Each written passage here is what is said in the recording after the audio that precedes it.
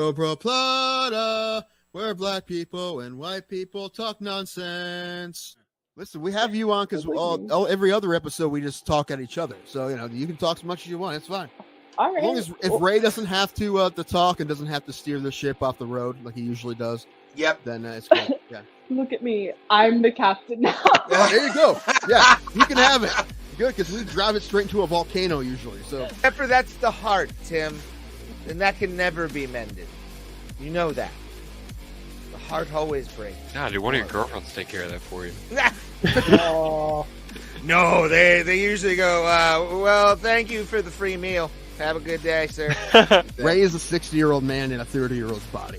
I am, yeah. If anyone doesn't know. Nice. His references are like way older than they should be for someone his age. Oh, I would love to see that fight. And I would be rooting for Greg Hardy the entire time. Funny thing, if you've ever wanted to see me in pain at any point that we've been hanging out, today's your day. Ray, they see you in pain every time you do a set. This is true. Damn. Yeah. So Thomas has seen it and Tim's never seen it. No, it was basically if Mortal Kombat was a shitty Saturday morning cartoon. Yeah, exactly. They had they had a Native American character on there. They had they had the street tough black guy. They had all the stereotypes. WMAC masters. There it is. It's such a. So you're cool saying show. it doesn't hold up? Is that what you're trying to say? It does not at all. It doesn't look fit full, Ray. Let me see that glass. No, Ray, top it off. This is like goddamn amazing. Yeah, that's awesome. No, I just want you to follow the rules. What happens if you don't follow the rules? The wheel gets you back again. This is true. Why don't you two fight each other? I've been thinking that, but I didn't want to say anything. We have talked about this I'm still out of for shape. years, I man. can't fight anybody right now. I am so down. I will meet him at a weight. I don't care if I have to gain weight to fucking fight Tim, but it would mostly be a Brazil. It would be a rolling match in the cage. Pretty much. Somebody would take someone down. What's crazy is out of all of us, Tim looks like he's most likely to be the wrestling fan. I see so many fucking guys who look like Tim Danko at AIW shows. It's not even funny, and I love I see him. I'm like, I want to buy him a shot, but it's not Tim, and I get sad. Yeah, and this kid's going to be a star, obviously, and that's what they wanted to happen. They want him to get a big win in London. They're hoping that was going to happen. I mean, did they give him somebody they think he could beat? Well, yeah, but I mean, it's not like Vargas isn't tough. Vargas is a tough guy. And yeah, Pimblett was a big favorite. But that's what they wanted to happen. They want this kid to be one of their next big stars, especially in the lightweight division. And now he's won two fights, one by knockout, right, and one by submission. So now he's going to fight somebody tough. And that division's super stacked. So there's tons of people he could fight. Before you put me on, I'm screaming at my microphone because you didn't put me on. I'm like, she's Mexican, you racist asshole! I don't know Spanish, you monster! But you didn't put me on because you wouldn't talk wrestling. He had I only had one fight. He had two fights, but my one fight lasted longer than his two fights combined by a lot. I think both of his fights were inside of a minute. And how did your fight end, Tim? I got TKO'd in the second round. And there's a lot of guys, strikers that have just became fantastic at takedown defense. I mean, Anderson Silva was good at it. Junior Santos was good at it. I mean, those are just the first two I think of. But there's been a lot that, I mean, if you're a striker like that, you have to have good takedown defense. There's been a lot of guys who have great takedown defense, and he's one of them.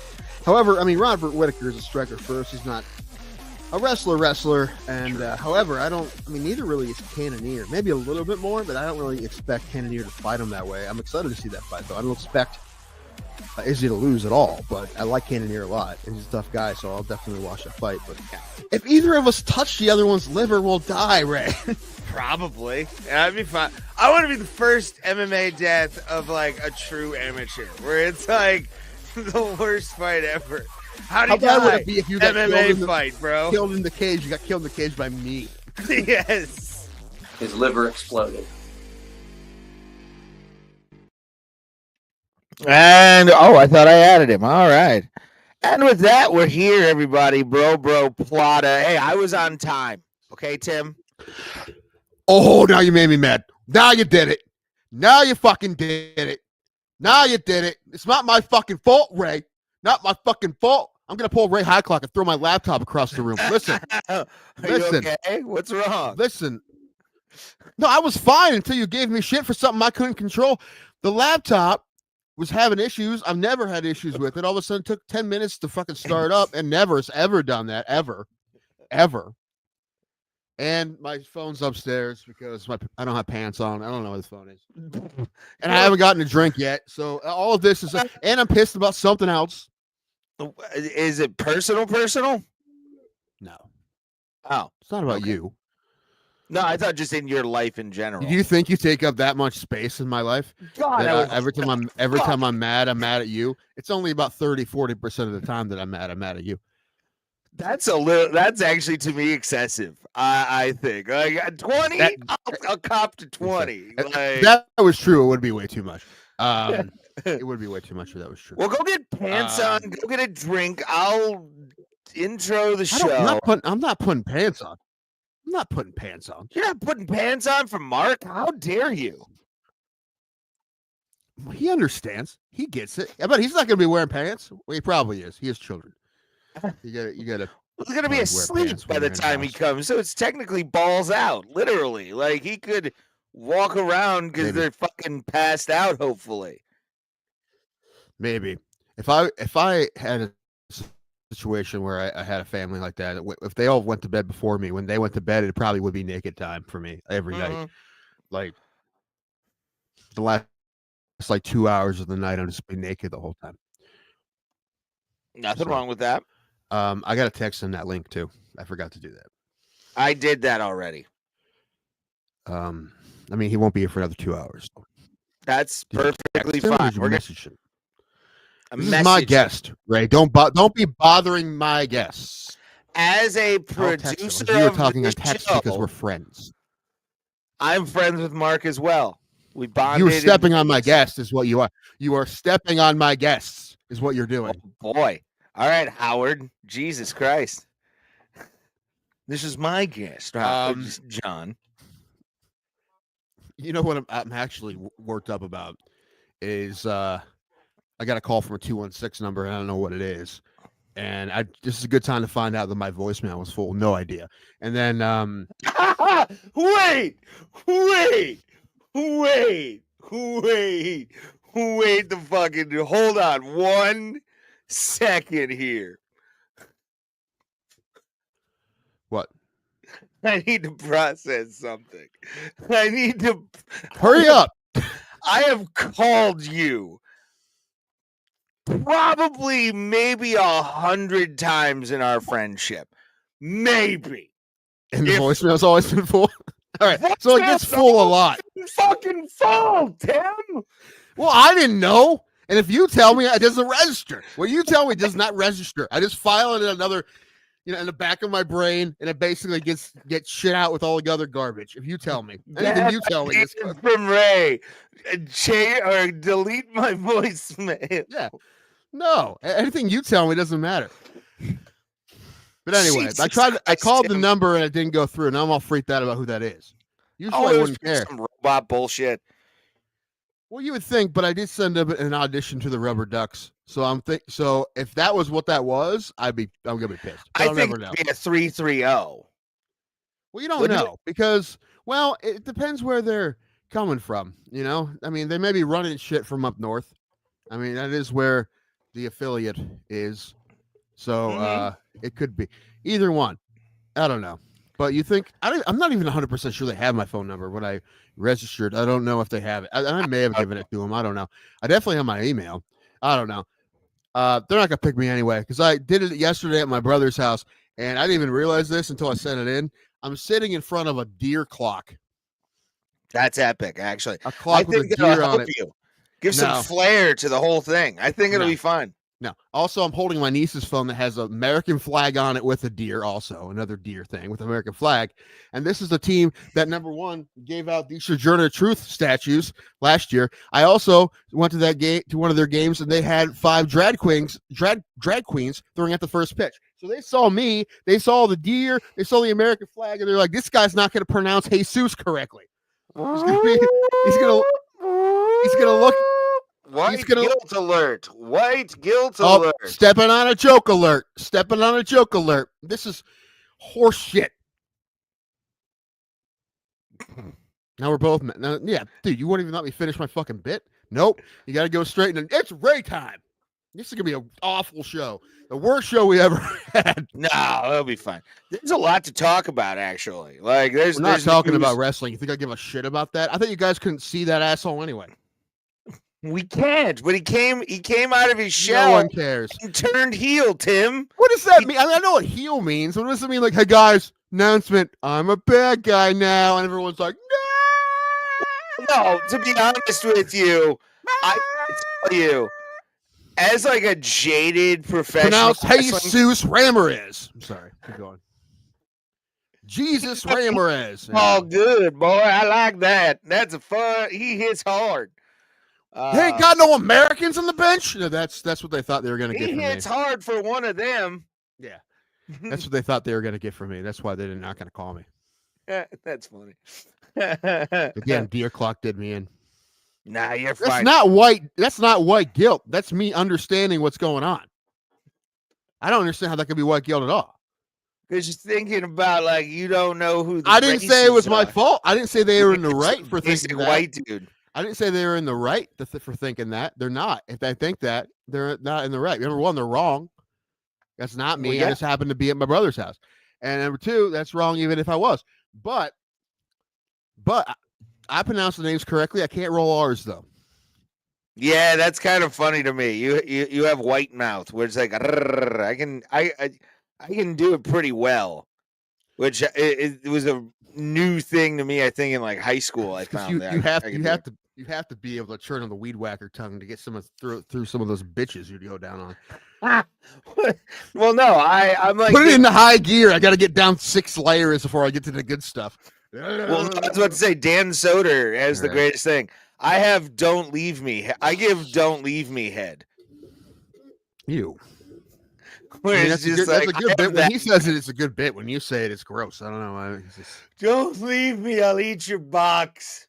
You. Family show, everybody. Family show. Ray ruined it. Nope. Our stuff is not made for children on our fucking on our channel. I didn't know how to. I couldn't send the file, so I had to upload it to Facebook and then put it on private and send the link. But when I did that, I didn't know how to. Like, is it for kids? I'm like, I don't say anything bad, so yes. I'm like, I don't. I don't know. It's just a link. I don't know. Yeah, I mean, it's we curse on this show, but it's not like we get. So do every child's parents. Maybe not everyone. If you have more than 11 siblings, your parents don't curse. Yeah, they say "gosh darn" instead. I think. I don't even think they say that because that's like with intent. Like, I don't know what they would say. Gee willikers. Golly gee. Golly, Mrs. Cleaver.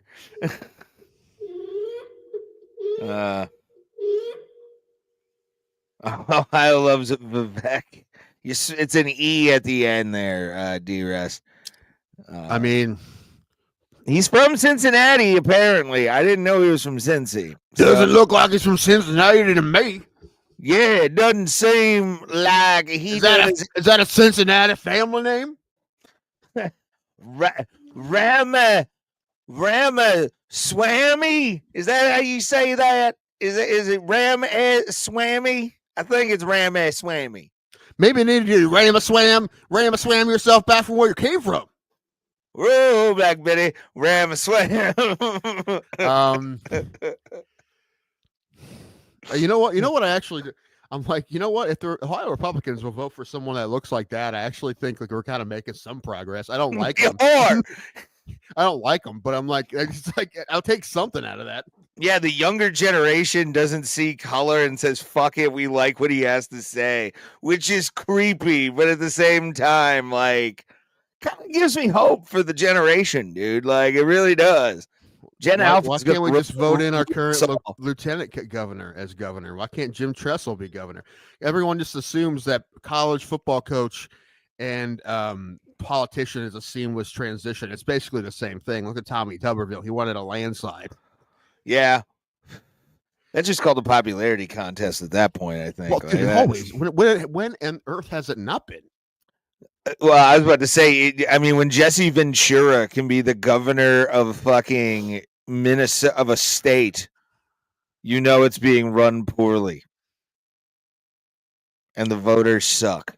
Dude, what about, can we get Jerry Lawler? Is he still alive? Can we get him? He's not, from what I've heard from not doing good. Okay. from sources. Yeah, it's and this source has seen him up close and personal, and I trust him because I share blood with him. So yeah, he told me like it was kind of sad seeing Jerry Lawler, which sucks because he was one of the greatest minds in the history of the business. I mean, when I it came can't to speak for everyone stuff. because I trust a good deal with my family, but I feel like in general, sharing blood with somebody is not a reason to automatically trust them.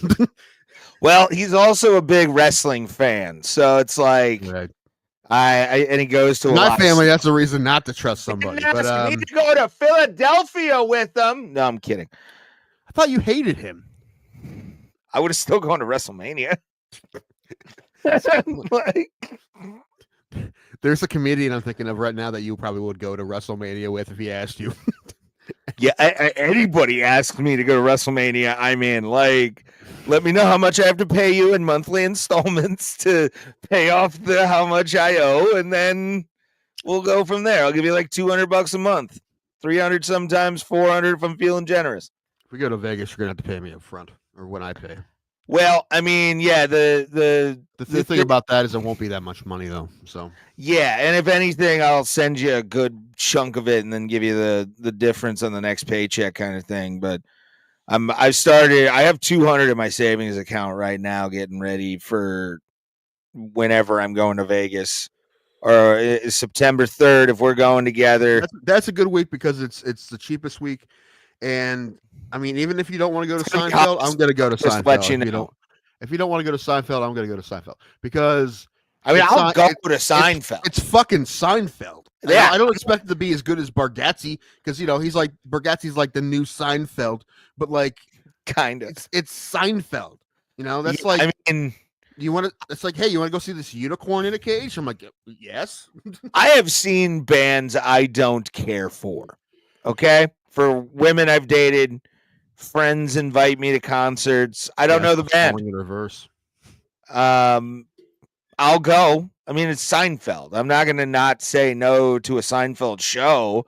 It just he never hit me where I itched when it came to comedy. I was more of a Dave Attell guy back You're allowed to be both. 98. I am a both. Like, you're allowed to be both. I don't know. Oh, I like dirty comedy. No, one of those people. I mean, I'm anti-clean comedy. Comedians, so yeah. I'm anti-clean comedy. Didn't you, D-Rest, didn't you see the Who when they made their U.S. debut? I think in like 75 or something when they came to America. I think you were there. You said something about it. Probably there. He probably was back in the day when they were doing garage practice back in the day. I am always a person who wants a good time, regardless. I crave it because I didn't get a lot of them. 1969, and thank you, D-Rest, and nice, by the way, to the 69. But like, I'm always a person down for things. I'll go to things with people. Just people never ask me to do things. That's so I just do stuff by myself. Are you gonna do the Bob Belcher thing? He's like, I'm gonna go. But, okay, I'll go, but I'm gonna complain the whole time. No, because that's disrespectful to the comedian on stage. Like, also the person that wants to go. Mostly though, the comedian on stage. I don't care about the person with me. But no, yeah. You know what? Don't. I'll just go by myself. I'll go. Like I said, I'll go to it. I don't care. But it's like, I mean, listen. If I'm not like if he's in Cleveland, I'm not going to go to Cleveland to see him. But I will. Really? If I'm in Vegas when he's there, then I'm like, this seems like it matched up too well, right? So I feel like I gotta. And I can. Do you ever notice when the blackjack dealer, he's got 21 and you got 20? What's up with that? It's my Seinfeld impression. I'm I'm excited for some clean boomer humor.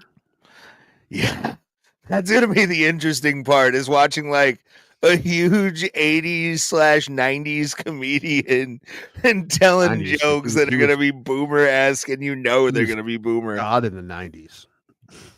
He was huge. But again, I mean, he's still huge. I mean, he always sells out. It's not like he has a problem selling tickets. Although he doesn't do arenas anymore. I don't think he does. Like, I don't know if he ever did arenas. Some people just don't like to play them.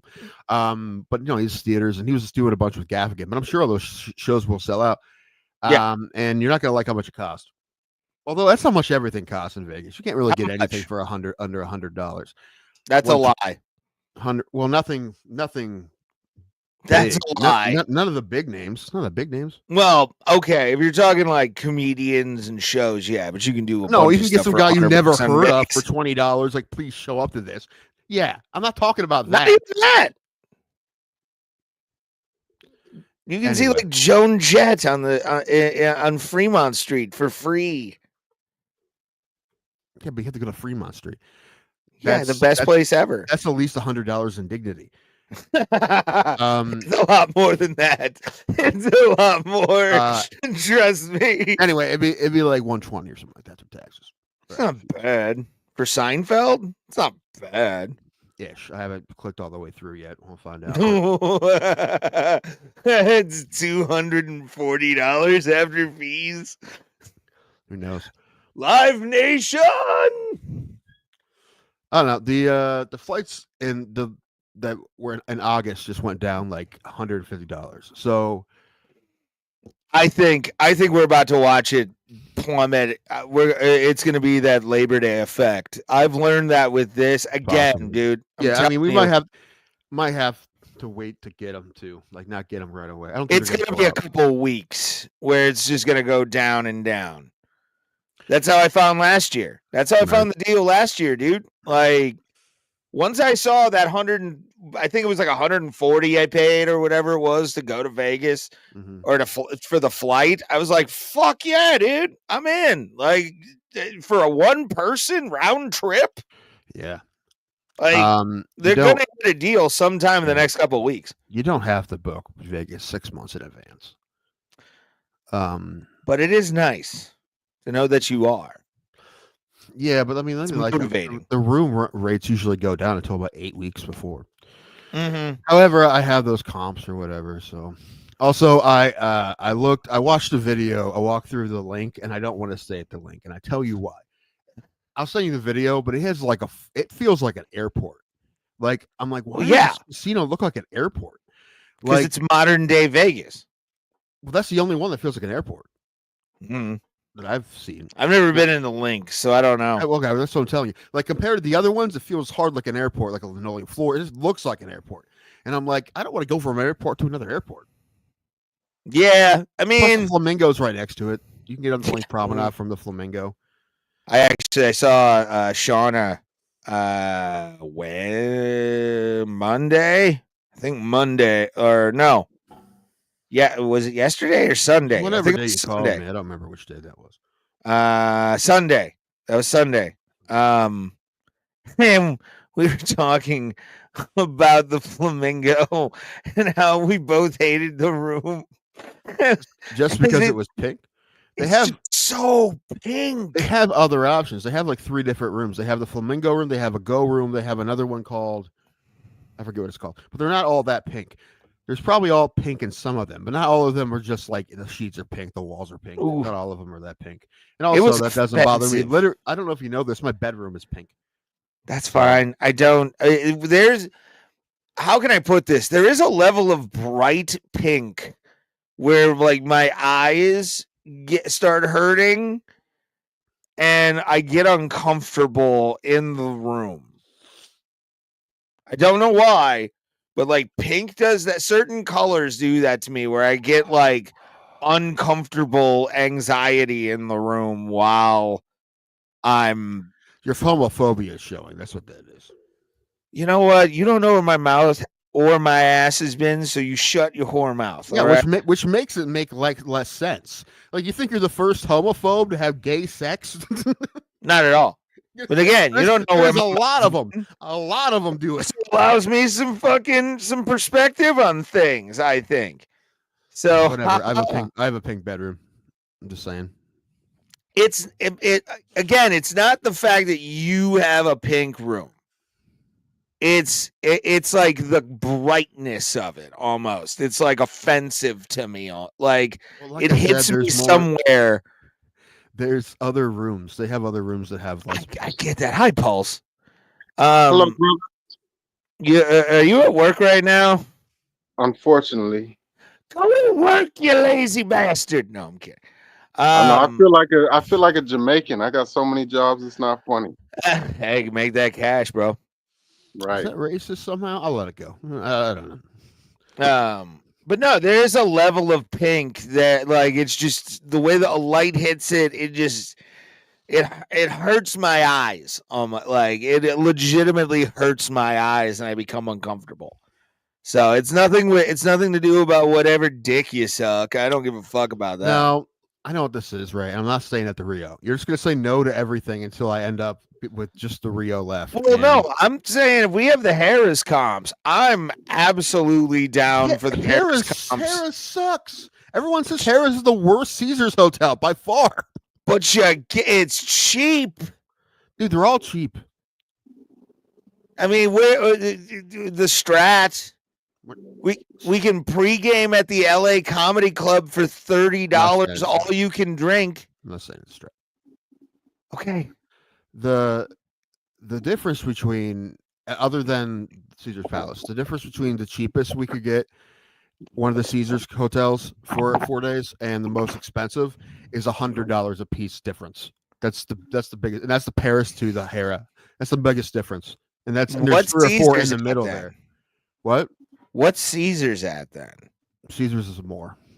It's a lot more. I looked it up before. It's a lot more. Yeah, I know. And that's why I'm like, let's just fucking stay at Harris. If we find a bed bug, they'll upgrade us and we'll fucking, upgrades at Harris. Yeah, there are. There's probably like suites and shit. I got a question. Although Horseshoe's a little more than it should be. What? No, go ahead. Y'all ever heard of this thing called the law of detachment? Are you becoming detached from reality, Pulse? I feel like it daily, but no. There's this thing. Apparently, they say that if you stop trying so hard, you get everything you ever wanted. That's definitely not true. No, Tim is coming from someone who hasn't tried it all in a decade. This is the true example of that statement. That's not working. Scientifically, Pulse. It's been proven. I've tried. Stop it.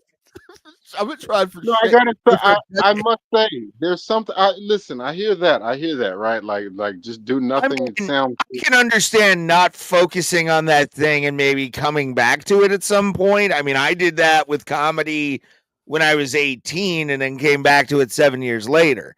But like life in general, I mean. Well, no, I heard Al Snow say.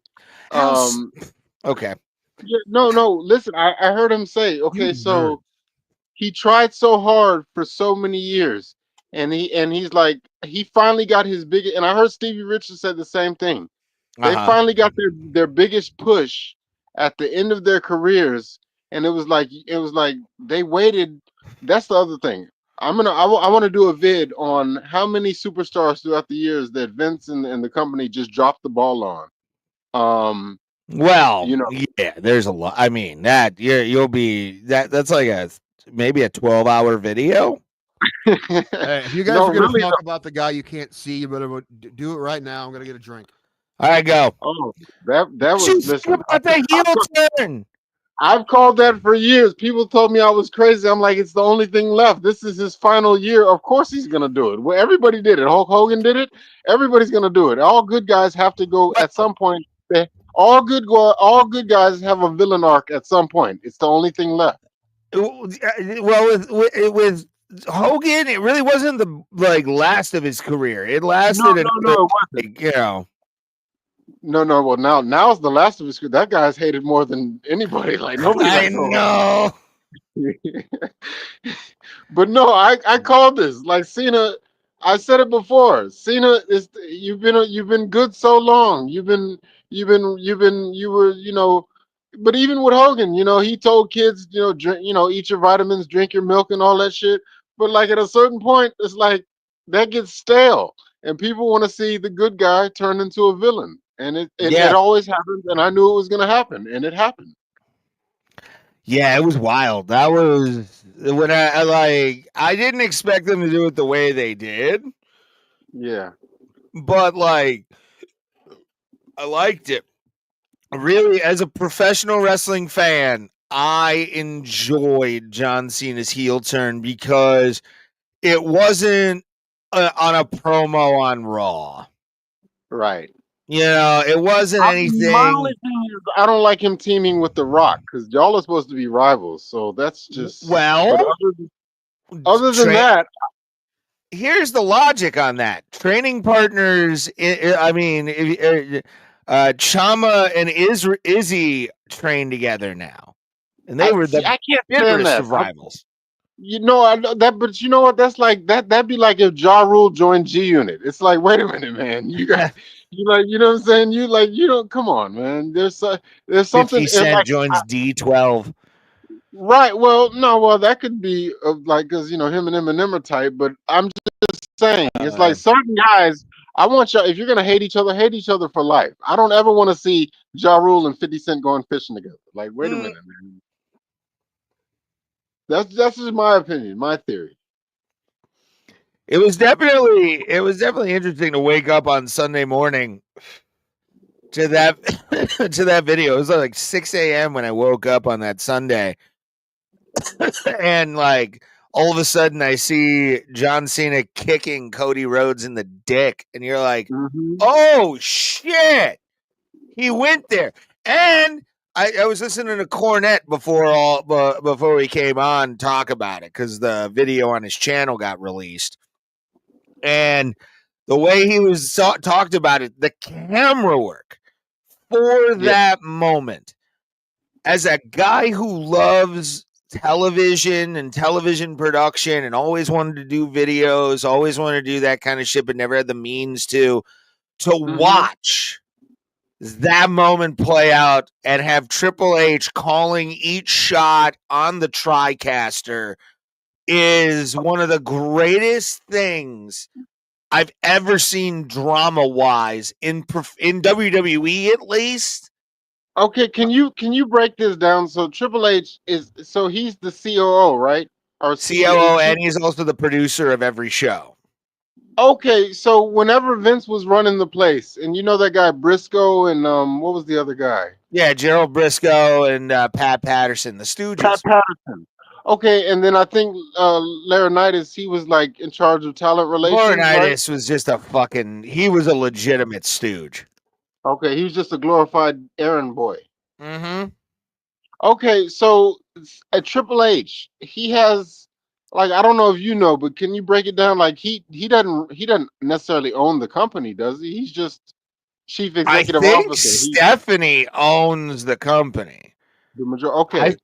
I think Stephanie and Linda and Shane still have a piece of the action. Is Hunter the one that actually like?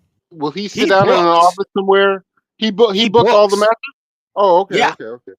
Yeah, he books and produces. Sits at gorilla position where everybody comes in and comes out, and does like the cues and all that kind of stuff. So he definitely has knowledge of the business after so many years. But I still feel, I think that my opinion is they should bring Cornette. I've said it for a while. Cornette is the foremost wrestling mind in the world, arguably. Hold on, I'm gonna bring Tim in. Thumbs up, nerds. Well, no, I was educating Pulse on something, man. Something I can actually, impart to another pro wrestling fan who isn't into or doesn't know a lot of the backstage stuff. So I love that shit. I love backstage stuff more than I do the action in the ring anymore. Although CM Punk's promo was dope. CM Punk's promo where he called Dwayne Johnson a bald fraud. I'm like, what the fuck is this? Bro, he's notorious for going off script. I guarantee you that wasn't written down. He's But the no, greatest. I have the best idea right now. Okay, Deontay Wilder, his career in boxing is done. We know this. Like, we know this. He'll never He touch could a belt. He needs to come to the WWE as a character called the Bronze Bomber. So himself. I only Sure, like but it if you start starching everybody. Like just that'll be punching everybody. Listen, that is, I mean, because in boxing, that is his his right hand in real life. That has killed people. So No wrestling, just popping people, and that's the end of the match. That's what I want to see. Dropping them. Yes, that's his finisher. And then, but don't call him Deontay Wilder. Call him the Bronze Bomber, and have him debut in Rumble. Nobody will give a fuck because they're just like, who the shit is this Bronze Bomber? And they're like, oh my god, it's Deontay Wilder. What? If they do it right, if they do vignettes right, and they do it right, just surprise everybody. It'll break the internet. I guarantee. Is he called the Bronze Bomber because he's never been better than third in the world? No, because he has a bronze medal. You son of a bitch! How dare you? That's even worse. And in 2019, he was third the place. What? In 2019, he was the WBC heavyweight champion, and I don't care what nobody said. He put Tyson Fury to sleep. Yes, he did. You saw it. He woke up though. Tyson, I'm sorry. He did wake up, but he was asleep. Well, he woke up. It's boxing. You're allowed to wake up if it's 10 seconds. Okay, but he's the only person in the world who can ever say, I put Tyson Fury to sleep. I don't think he was asleep. Usyk can say, I beat him, but you didn't put him to sleep. Wilder did. Usyk never knocked him down, or did he? Rather beat him. No, he just outpointed him twice. Yeah. Wilder, in all three of their fights, Wilder made him touch the canvas like 4 or 5 times. So, in all 3 fights, yeah, I think it was about like 6 or 7 times that he actually touched the canvas. Tyson Fury, either knee or full on body. See, this is the thing, right? Like, my uncles would always tell me about Hagler and Hearn. That was before my time, so I couldn't appreciate it. But I have gone back and watched those fights, and they were great fights. Absolutely. But for our era, Fury versus Wilder is like the greatest thing ever. I paid 50 or split $100 fucking pay-per-view twice with somebody because I wanted to see those fights. Okay, let me pose this question. We're talking about heavyweight fights because for years MMA and boxing fans have been at odds with each other. Okay, here's my question: out of these 2 trilogies, DC versus Stipe or Wilder versus Fury, which did you enjoy more? Stipe versus DC, of course. What? Oh well, yeah, because y'all. Of course, I'm not gonna lie to you and say. I mean, I loved that. To be honest with you, pinnacle of our generation of boxers in the heavyweight division. That is it. It's the best, but the greatest fights I ever saw, besides the first one in Chicago, were DC versus Stipe. No, I'm not gonna lie. Listen, I'm not even from Cleveland. That second fight, because the first one he shocked the world. DC, he was little and he knocked him out in the first round. The second one, surprising though, to be honest, if you knew DC's past and where he came from. It was to me. He was the light heavyweight champion. Stipe was the heavyweight champion. He was knocking dudes out. You knew his past, right? What happened?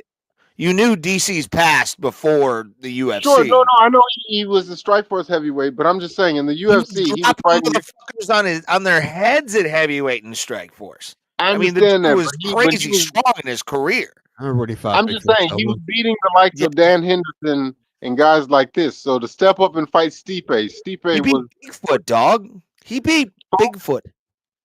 Step up, dude. He was beating everyone they put in front of him, not named John Jones. True. And also, but that's John my point. As good as anybody. This is my point. The second fight, I was so proud of Stipe when he started tagging him to the body, and I was like, because I didn't think it was gonna work. But then at the final minute, you just seen DC welts, and I was like, oh shit. And then he did it, and then he started crip walking. And I was like, man, I was proud of Stipe, and I don't even know the guy. I don't know if he was river dancing or what he was doing, but it was paps out of DC. Motherfucker, dog. What was that, Tim? So he beat the paps out of DC's gut. Yeah, like I said, the greatest fights I've ever watched at heavyweight was Stipe versus DC. If you look at outside of that first fight in Chicago, DC and Stipe going back and forth in the cage together, an Olympic level wrestler and some schlub firefighter from fucking Cleveland, Ohio, on the world's biggest stage for every kind of fighting art. It was the working man versus the fucking super athlete. It was awesome. The funny thing about that is if you know, like we do, about these fighters, you know which one is which. But if you don't and you look at them and you think, DC always seemed like an underdog because he's fluffy. Like no. See, okay, listen, please. Tim makes a great point. You say the working man versus the elite. I can't lie. Just based off of the eye test, Stipe is the one that looks like the elite athlete there. That's what I'm saying. DC looks like a competitive eater that's trying his hand at cage fighting. I know, but the thing is, if you watch like we do, we know it's the opposite. But yeah, it is funny because it doesn't seem that way. DC looked like a guy I did pest control with, like legitimately a dude I knew who I like for years worked with. The guy was great, but like he looked like DC Cormier. It was kind of DC. Daniel Cormier to me looks like the father on a 1990s black sitcom. Like he looks like Eddie Winslow. Like Carl Winslow. Yeah, he does.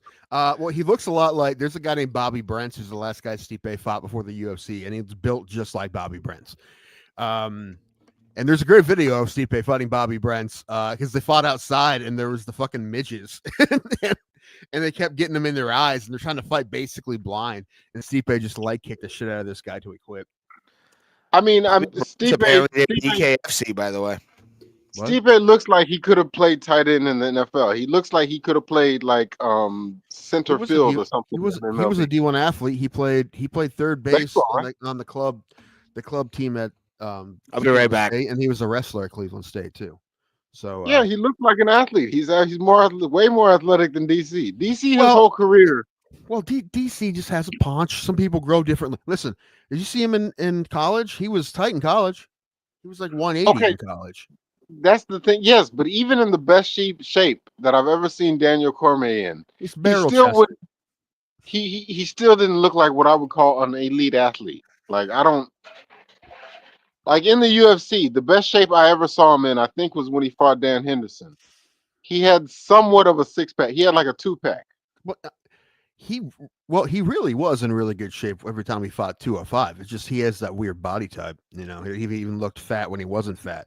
Like he wasn't fat at 205. He's just barrel chested or whatever, right? He's just thick, and some people are just built that way, right? He has like a fullback build or whatever. Like he's not real tall. He's like 5'10", maybe. Yeah. Yeah. So that too, especially and when you're fighting heavyweight, when you're a heavyweight, when you're even a 230 heavyweight. At 5'10", you don't look real thick. And Stipe was like what? Like Pat Barry. He's built like Pat Barry. What? Yes, good. Yeah, perfect. Yeah, okay. Pat Barry didn't necessarily look like, but Pat Barry was a heavyweight, wasn't he? Yeah, he was like a 5'10" heavyweight. And so was Roy Nelson. But Roy Nelson was fat. Well, he was fighter fat. Also, what's funny now is like how many guys look like Roy Nelson in the UFC heavyweight division now. When Roy was in his prime, that was steroid prime. So he was the only one that looked like that because he was the only one that wasn't on fucking juice. True. Now there's tons of guys that look like that. Most of them do. Yeah, Parker Pose. Yeah, like a lot of these guys. Even what are their names? Those brothers. The Toffas. Toffas. No, now. Oh. Yeah, Nogueira. God damn it. Why do I have Nogueira on my mind? I'm not going to lie. Most Samoans, I hate to say it sounds racist, but most of them look the same, man. They're all built like that, man. They are. Rick, you took him off for a minute. They are. I feel like he gets a pass. Yes, I can say that. I can say that. Yeah, Now I feel like he gets Not a with pass not on with your that. camera off, you can't. Not with your camera off, you can't. Oh, Now, people to be people clear, know pulse. I would never say that while I was in Hawaii or nothing like that. But I mean, in the Ooh. comfort of my own store, I'll say It needs that. to be the yes. next theme resort in Vegas. There needs to be like a Honolulu. A There's all Paris. Samoan like Yeah, the Samoan resort. I'm surprised there isn't. That's what they greet you with a haka. Sure. Flock of flame. But yeah, that would be great actually. There's a Paris and a New York. Man, I want a Honolulu. That would be nice. A Hawaii-based one. Although that's a lot of fucking the Big Island. Cultural appropriation. Yeah, you're right. But you don't have to do it like that. No, you fill the whole you fill the like you make pools. You make like 3 pools and then the buildings are the islands. Right, we already need $5 billion to buy Circus. All right, we can't spend another $5 billion building this new resort. Tim, we only make it 5 stories each. We're saving money. Listen, if you were given $10 billion, or let's say I don't know, for like 6, I don't know, 5 to buy Circus, get 1 or 2 to build your new super resort. What are you going with? And my guess is some sort of like just an Irish pub if it was a giant hotel. I know, believe it. It's a dive bar. It's all concrete. Believe it or not, there would be a dive bar, but it would be named after a professional wrestler. So you're going bankrupt in 10 minutes. Does anybody go to Reno anymore? Yeah, I have no desire to go to Reno. I don't know why, but I don't want to go to Reno unless we get like a rental car. By comparison, okay, so like Vegas is Vegas, but is the second gambling spot, is it Atlantic City or is it Reno? I'd say Reno. I think it's the Atlantic other City. part of Vegas. I don't know. Well, I mean, a lot of states have their own shit now. You know, I mean, like Detroit was big for a while. Detroit was always huge to go gambling in. It was like Toronto, but like people stopped going to Toronto too. Atlantic City when they started getting their own casinos. See, I'm not gonna lie. In the state of Nevada, other than Vegas and Reno, the only other town that I know of is, I think it's called Lake Havasu or something like that. Mm-hmm. I couldn't name another town in that state. Like, let's keep it real. Las Vegas alone, that city is keeping that state afloat. Yeah, of course. Probably. It's the greatest. It's, in my opinion, I've been to Denver. I've seen New York. I've been through New Jersey. I've seen New York. Yeah, I've seen like the silhouette. I'm good. You sound like JD Vance. I've seen it. I've seen it. I saw the stories about it. It makes me an expert. All right. But that was a dumbass statement. I'm not gonna lie to you. When I heard him say the fucking thing, but that guy didn't help himself. But anyway, I'm not getting into it. Yeah, I don't want to either. But yeah, dude. Like, I don't know, Vegas is perfect. That's why I want to move there, dog. Like, that's why I want to like. Ray's gonna die in Vegas. What are you talking about? I don't know if I want to move there. I don't know if I want to move. I want to visit for sure. Well, this is why I want to move there. There's always stuff to do. There's not always gambling. You can go to good restaurants, have a great time out without spending $1 at a casino. Like, that's the beauty of Vegas to me. Like, there's never not going to be entertainment options. Shit's always going to be moving in and out. And it's going to be there, hopefully, for the rest of our lives. I mean, to watch Vegas fall, I think that's the United States right there. Like, people always said, Asgo, New York. It's Asgo, Vegas. Like, when people aren't going to Vegas and it's like $1 to stay at fucking Caesar's Palace, that's when you have a problem, which I hope never happens. We're gonna be moving out there, and I'm gonna come out there to see him. Like, where are you living now, dude? He's, I'm living at the link. He's living at the hotel, and I get there, and he's living in front of the link. This is my living room. It's made of cardboard. It's gonna be all skinny and itchy. I use actual Pink Panther insulation. No, yeah, I got a plan for it though. It's about $10K and somebody to live with for a little while, but that's Find neither somebody here on nor there. Craigslist. That won't go wrong. No, not at all. I'm just more looking for like, you know, Won't a do Craigslist, but live-in you will situation with somebody move in where with I fuck someone. them and pay them rent. Oh. That's it. And what is his name? It's Curtis. Thank you. All right. But no, yeah, that's the plan. When I do it, and I'm gonna drive my Subaru out there, so I have a car. Your legitimate plan to find a sugar mama. That's hilarious. Not sugar mama, just a broad I can fuck for shelter, and then find a job while I'm out there and pay her rent. That's like white trash sugar mama. Kinda, but whatever. I mean, it works. Yeah, it should be fun. Or could that sugar shot? I can't say it. Sugar side piece. No, I would hope I have at least a to live with that person chemistry. So it would be a girlfriend, but it'd be like just somebody I meet on a dating app while I'm traveling. It's weird to me. It's like I can't move there until I find a girlfriend. That's so fucking weird. No, that's in your plan.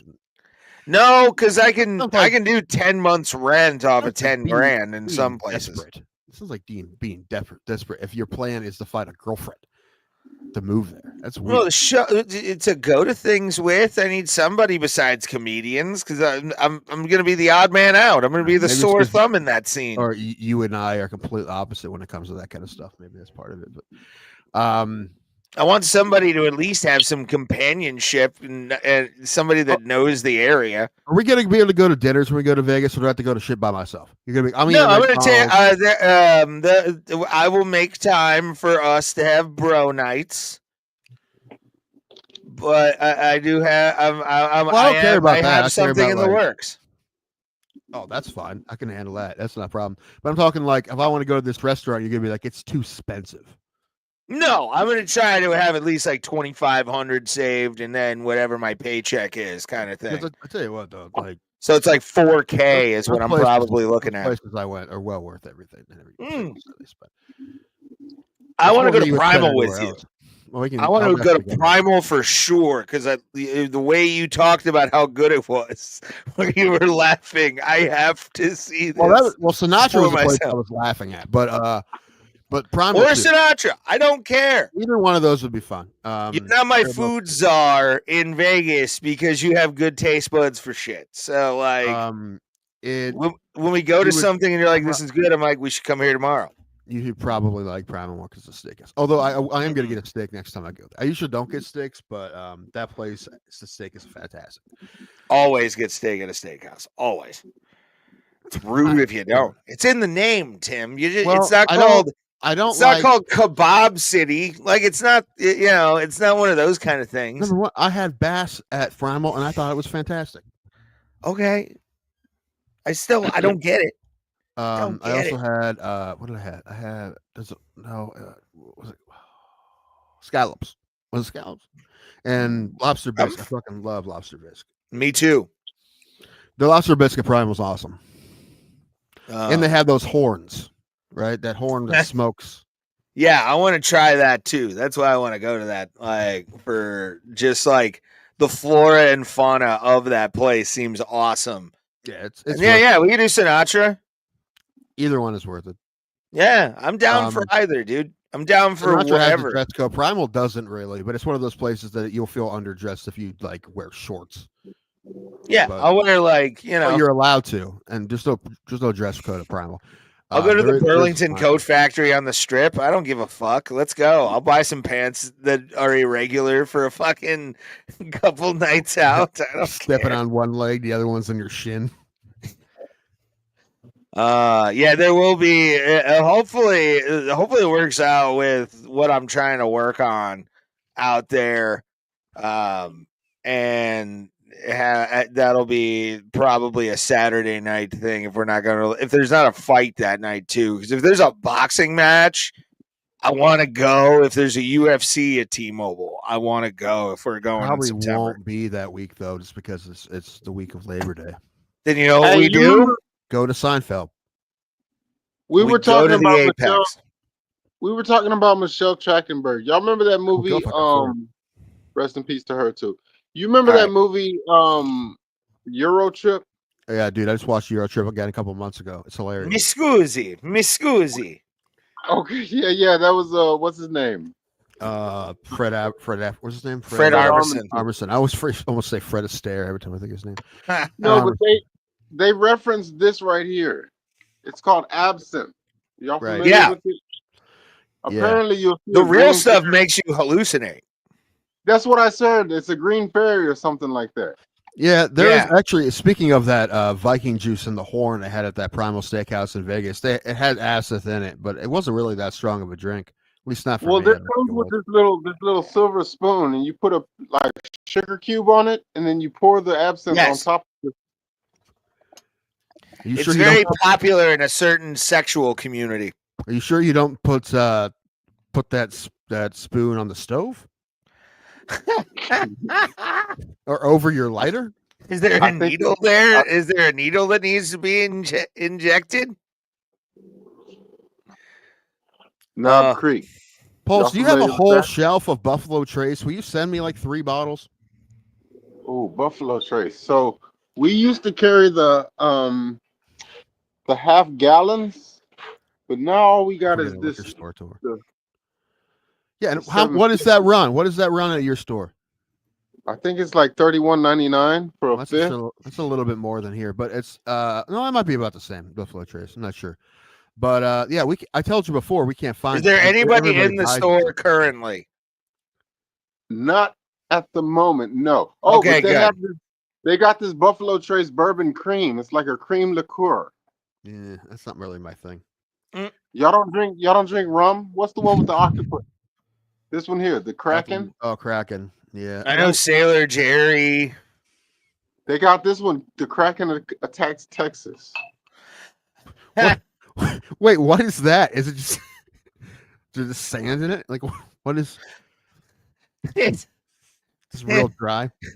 It uses crab meat from fucking Galveston or something. It's jalapeno in it.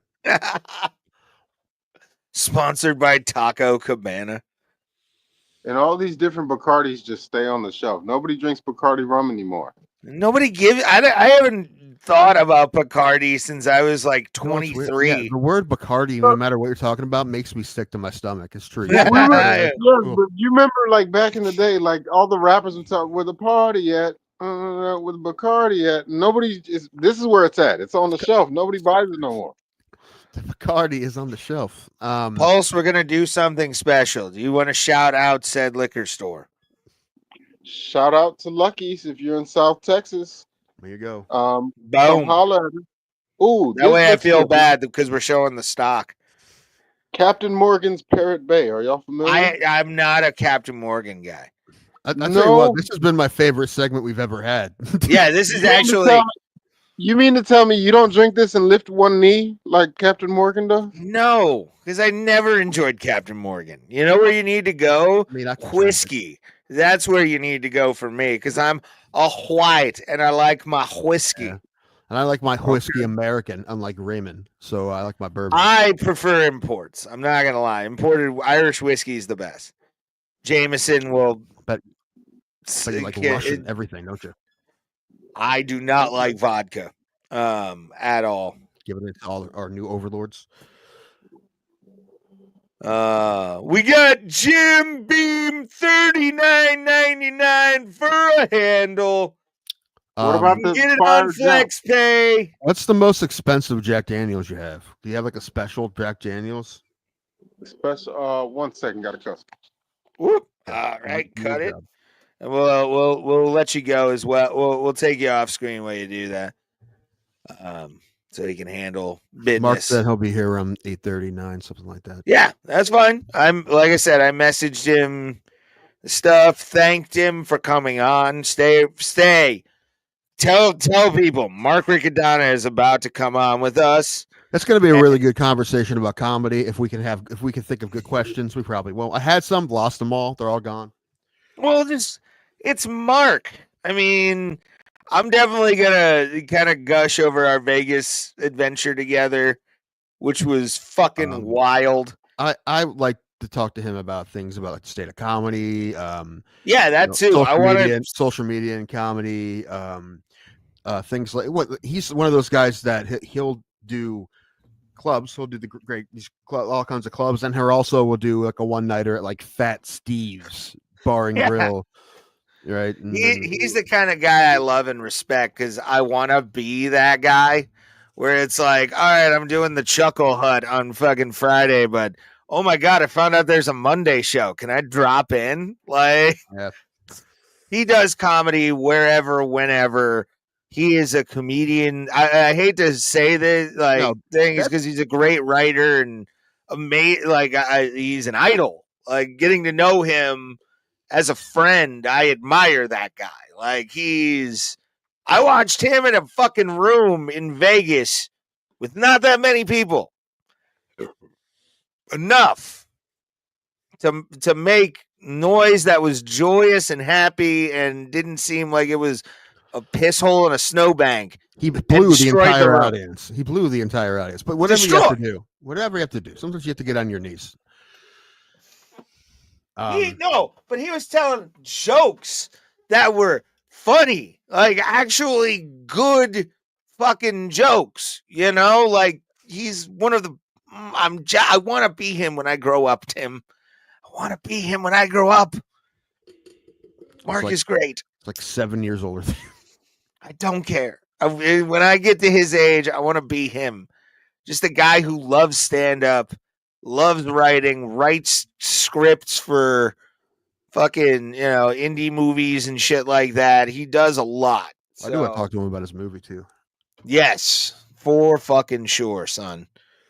I love Mark, and like I said, hanging out with him in Vegas was probably the highlight because I woke up the next morning completely hungover. Like, literally, I was Donnie Wahlberg on the toilet, in the shower, but I was on the toilet, just like schmeagling up. But I knew I had a blast. I had a smile on my face the entire time.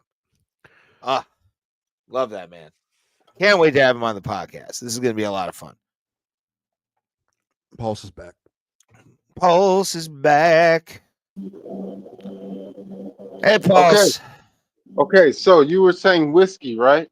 Mm-hmm. Yes, whiskey. Are you asking what's the most expensive whiskey in here? Well, I am now. Okay, so this is Scotch. Bourbons. Bourbons, yeah. Well, so I always wondered, like, what's the difference between bourbon and whiskey? Easy. There's a couple things. Number one, all bourbon is American. If it's not American, it's not bourbon. And it's got to be from like the middle states, like Tennessee and Kentucky? It doesn't. Some people think that, but it's not true. It can be anywhere in America. It's bourbon. Now people will say Kentucky bourbon and shit like that, but a bourbon has to be an American state. It doesn't have to be any particular state to be a bourbon. It does have to be at least 51% corn. Okay. And there's a couple things like for like the bottle and bond, but that's some basic things for like bourbon. Okay, all bourbon is whiskey, but not all whiskey is bourbon. I'm gonna guess this can y'all see this Johnny Walker Blue Label? Mm-hmm. Okay, they have one that's called the Blue Dragon or something like that. Okay. This one, the Ghost and Rare. This one here, the Johnny Walker Ghost and Rare. That is probably our most expensive whiskey. What's that run? Good question. I'm going to find out right now. I mean, my local liquor store had a $150 bottle of Woodford Reserve. Okay, now the allocated bourbons are probably a little bit proper more. 12 Pulse. We do have that Conor McGregor juice. Yeah. Good shit. They lock it up so you white trashes don't steal it. It's our fuel, god damn it. It's how we beat our wives, all right?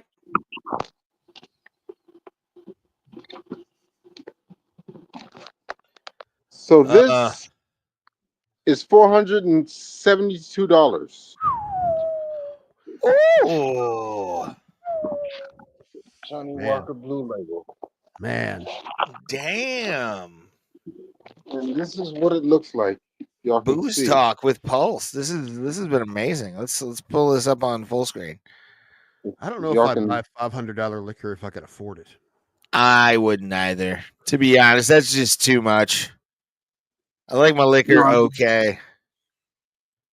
So thing is, typically, black folks, we drink cognac. Okay. I've But we don't sell partaken. them. It's Hennessy for the most part, but this is the most expensive cognac in our store, the Hennessy XO, the extra old cognac. We don't have the most expensive, which I believe is called Louis 13. We do not carry that. You do not carry Louis? No, unfortunately not. What's the other brand? Pulse. Cognac, like E something. It's like 2 letters. Pulse. I did hear a thing about Louis. It's $150 a shot, 2 for you and 2 for me. Yes, it is $300. $300 for 2 shots. Fuck. Can you imagine if you were walking through the club carrying 2 shots and somebody bumps you on the shoulder and it spills all over the dance floor? At that point, you and that man, either he's going to give you $300 or you and him have to fight. In this economy, you have to fight him. Well, I hope you're spending that much on liquor than like $300 worth of, like, you're gonna be all right. Not like that was your last $300. Yeah. Or you have to lick it off the floor. But like cocaine is cheaper than that. Like, I wouldn't know, Tim. Did you watch that? I sent you that Gillis video from SNL. That couple of beers. I mean, oh, dude. That was hilarious. That's one of the funniest SNL skits I've seen. Everything on that show was great. That show was great. Well, yeah, because Gillis probably was like, "That's gay. I'm writing this. I wrote this." They have, and Lauren was like, "We're going with shade." They have good writers in that show, but there is like one thing they did. Did you see the at the midday news thing? They did that 5 years ago, and like 2019, and this is probably the first time they could have even done it. They had to wait a few years to do that one again. Well, I'm sure that most of the hosts turned it down. Like, I don't want to do a bit about Gillis doesn't care. I know he doesn't care, but I mean, it's funny. It was hilarious. That sketch is really funny, and a couple of beers was great. A couple of beers got you. Ask your doctor about a little bump. Mm-hmm. A little bump. Yeah, I thought that was hilarious, and I sent that to my brother and you and Alan, and that was hilarious. Yeah, that was I watched it and laughed my ass off. That was pretty fun. Gillis is just on a fucking like different level of funny. I think it's hit or miss overall, but I really like his stand up. Really? I think everything he does like just snaps, because even like his history shit where he tells like jokes on the podcast about history and shit like that. His funny. monologue. His monologue had the vibe of like us trying new shit at the open mic. I thought it was funny, but it was just kind of him just like, all right, what else I got? Like, I don't think he even planned this monologue out. I mean, I guarantee. What was he? How was he? What am I stuttering, John? Right now, was he announced beforehand for this date, or was it sort of like a? Oh, okay. I didn't know.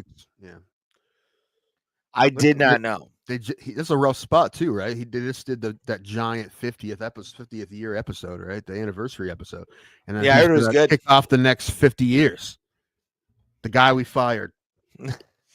Yeah, dude, isn't that hilarious? Apparently, there was a confrontation. Like some random background actor who obviously got fired, just randomly started going off on Bowen Yang, blaming him for getting Shane Gillis fired, just out of nowhere. And obviously they fired the guy, but he was fired before they hired Yang. I'm almost positive. So I don't understand. And also, even if he wasn't, it doesn't make it. It's not like he had nothing to do with it. Well, no, he just checked the box they needed at the time. Yeah. Also, Bowen Yang's hilarious. I think Bowen Yang's hilarious.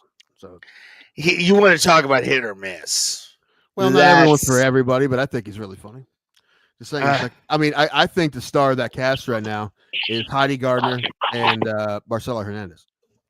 Well, I was gonna say, and it was the Andrew Johnson, the guy who does the impressions, is pretty great. But I will say though, Marcelo, like, I had high hopes for that kid, and we've talked about it multiple times on this show. I mean, we knew Marcelo when he first started. I watched him grow in the Cleveland comedy scene, and then become the fucking juggernaut he is now, doing fucking baseball commercials and shit. Like, that's the wild one that kills me, because I'm a baseball fan, and it's like, I know that dude. Like, I bought him a drink underage. Like, the dude's a fucking great guy. Host the home run derby. Yeah, hosted the home run derby. Did the softball game. Did Not the much of an fucking soccer. He was a soccer kid. Do you know he that got for a scholarship to John Carroll on soccer? He played soccer at John Carroll? I didn't know that. Yeah. He was on their varsity team. That is one thing about baseball, even softball, even slow pitch softball. You can be a great athlete, but it doesn't mean you're really good at it. That was like when Simone Biles played in the celebrity softball game. She missed like 3 can of corn pop-ups. Hold on. Simone Biles, one of the greatest athletes in the world, missed 3 can of corn pop-ups at the celebrity softball game, because that's a completely different sport from what she does. No one's going to say anyone's more athletic than that girl, but that's softball, completely different. It's not. It's it's all skill based. It's completely different. Yeah, one of my favorite things ever is watching like athletes from other sports try to hit a baseball. It's my favorite thing. Yes, agreed. Except for Stipe, because he hit a home run. So Stipe played baseball. That's different. Yeah. But like Shaq looks. It's like trying to swing with his whole whole body. Like I did watch that like celebrity versus thing with Shaq him versus Pujols. Shaq versus. There was a show on one of the networks called Shaq versus, and every episode he took on a different athlete of their sport. I think it was ABC. I think it was one of the big networks. Oh, okay. It was like they had like one season. He boxed Oscar De La Hoya. Did he wear the fishnets? He did not. Oh, if I was Shaq, I'd have been like, we're wearing the fishnets tonight. Just want you to know, we're going to make you wear them under your boxing shorts. Mm-hmm. Congratulations. And then, but like watching him hit baseballs was hilarious. Like watching him go against they didn't show how Albert did, which I assume was probably just jack after jack after jack after jack. But like, there's always special rules, obviously, right? Because Shaq, he was not going to beat anybody. But there was, I think he swung away against Michael Phelps. I think that was one of them. Yeah, I saw that one. Yeah, but it was always like, always there was always a handicap. But yeah, I don't know what it was. That guy, Albert Pujols, man. You want to talk about just like even when I would sit third or first base side at PNC, sometimes out in center field, sometimes in the Clemente wall, the 421. Anytime Albert Pujols came up, I would sit back in my chair. Why, Tim? Why do you ask? I know you're thinking that mentally. Why, Ray? Why are you so dumb to sit back in your chair while one of the greatest players of all time? I know. Because I knew he was going to get a home fucking run. That's why. I know the answer.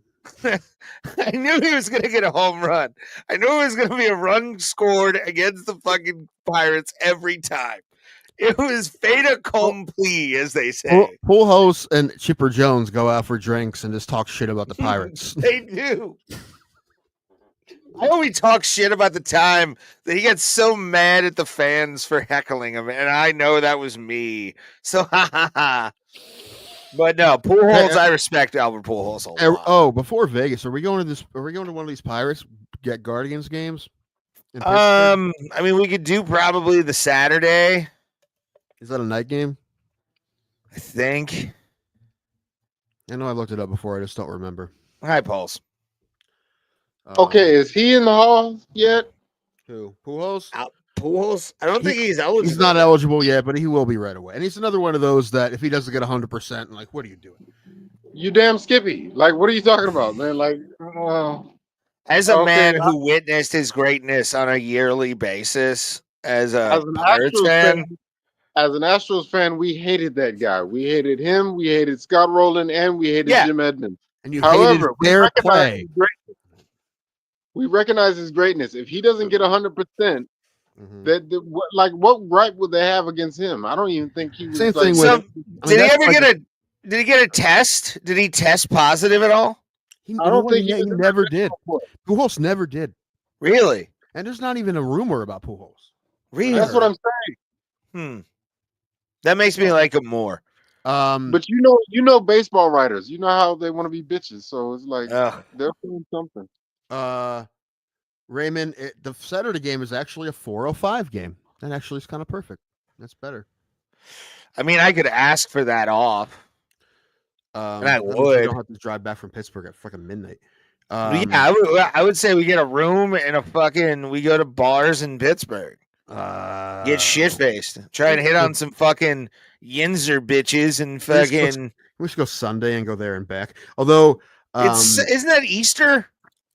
It is Easter. You're right. That's why I'm not going to Pittsburgh on fucking Easter. Every church is going to be filled. There's going to be traffic. It's bobblehead night Saturday. It doesn't say which bobblehead though. I mean, again, I'll take off that day for a 4:05. Come and stay the night before we leave at like noon, and then go grab lunch somewhere. I mean, I don't give a fuck. Hi, everybody, by the way, that's joined us. Get ready for Mark Riccadonna coming up in about anywhere from 9 minutes to half an hour. We're gonna have Mark on. He'll be here when he's here. He'll be here when he's here. Mark is a fucking comedic genius. I watched highlights of 103. Really didn't tickle my fancy, but I didn't tell you that. I made some bets Saturday. Did you? Did you win? I won a little bit. I won my money. I won double my money. Nice.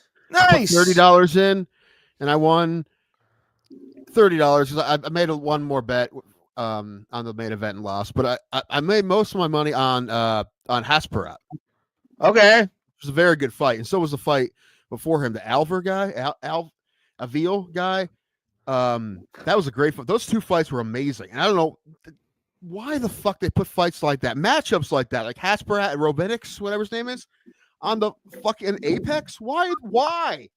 The fighters don't deserve it, and the fans don't deserve it. Whoever misses out on seeing those in the fight before that, those fights were both great fights, both very close. I did win them both. I also had money on Marquez, and that fight was great too. You see that? The Julian Marquez fight, yeah.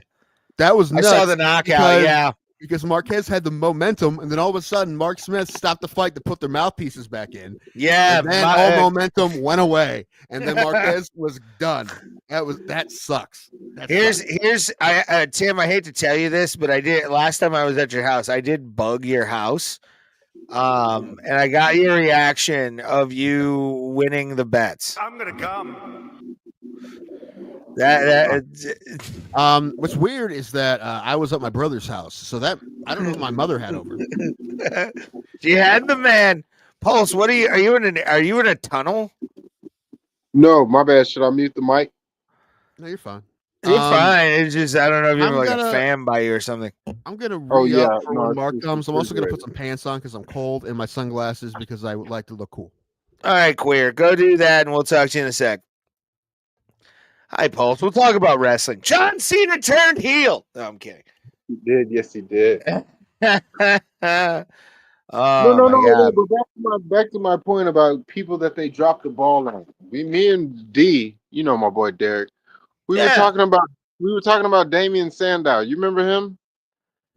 Yeah. I'm probably seeing him on the 18th. Oh, he's still at it? Yeah, he works for the National Wrestling Alliance. Oh. Okay. Yeah, there's a thing called his name is Aaron Stevens. Is he a worker or is he in the back? He's a manager. I don't know how much he has producer wise, but he's a manager in the local NWA territory and NWA, the company owned by William Patrick Corrigan, also known as Bill Burr's half brother. No, but you remember whenever he won Money in the Bank and he had a briefcase that was all leather and stuff. Mm-hmm. Yeah, I thought he wasn't. He wasn't the best in-ring guy, but I thought he was funny enough. Aaron's one of the greatest like personalities in the business in the last 20 years. I love anytime I see Aaron Stevens come to Cleveland for NWA Exodus Pro Wrestling. I'm happy and I'm willing to pay $25 to go see him. You know, I'm like, oh my God, it's Damien fucking Sandow. Like, yes, because I love Damien Sandow. It was one of my favorite gimmicks in pro wrestling. I loved the actor gimmick. It was great.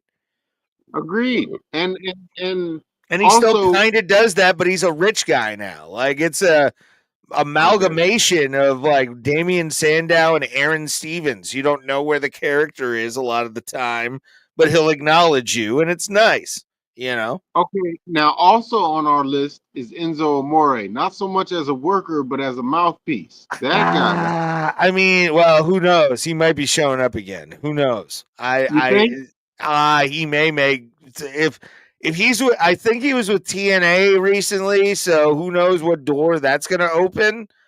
But if I remember correctly, they did him dirty. That was the Vince era. That was Vince. Well, Triple H runs the show now. I'm not gonna lie. I never saw. Everybody would hype up the guy Velveteen Dream. I never saw him. You want to hear a funny story? Sure. So I'm stoned at an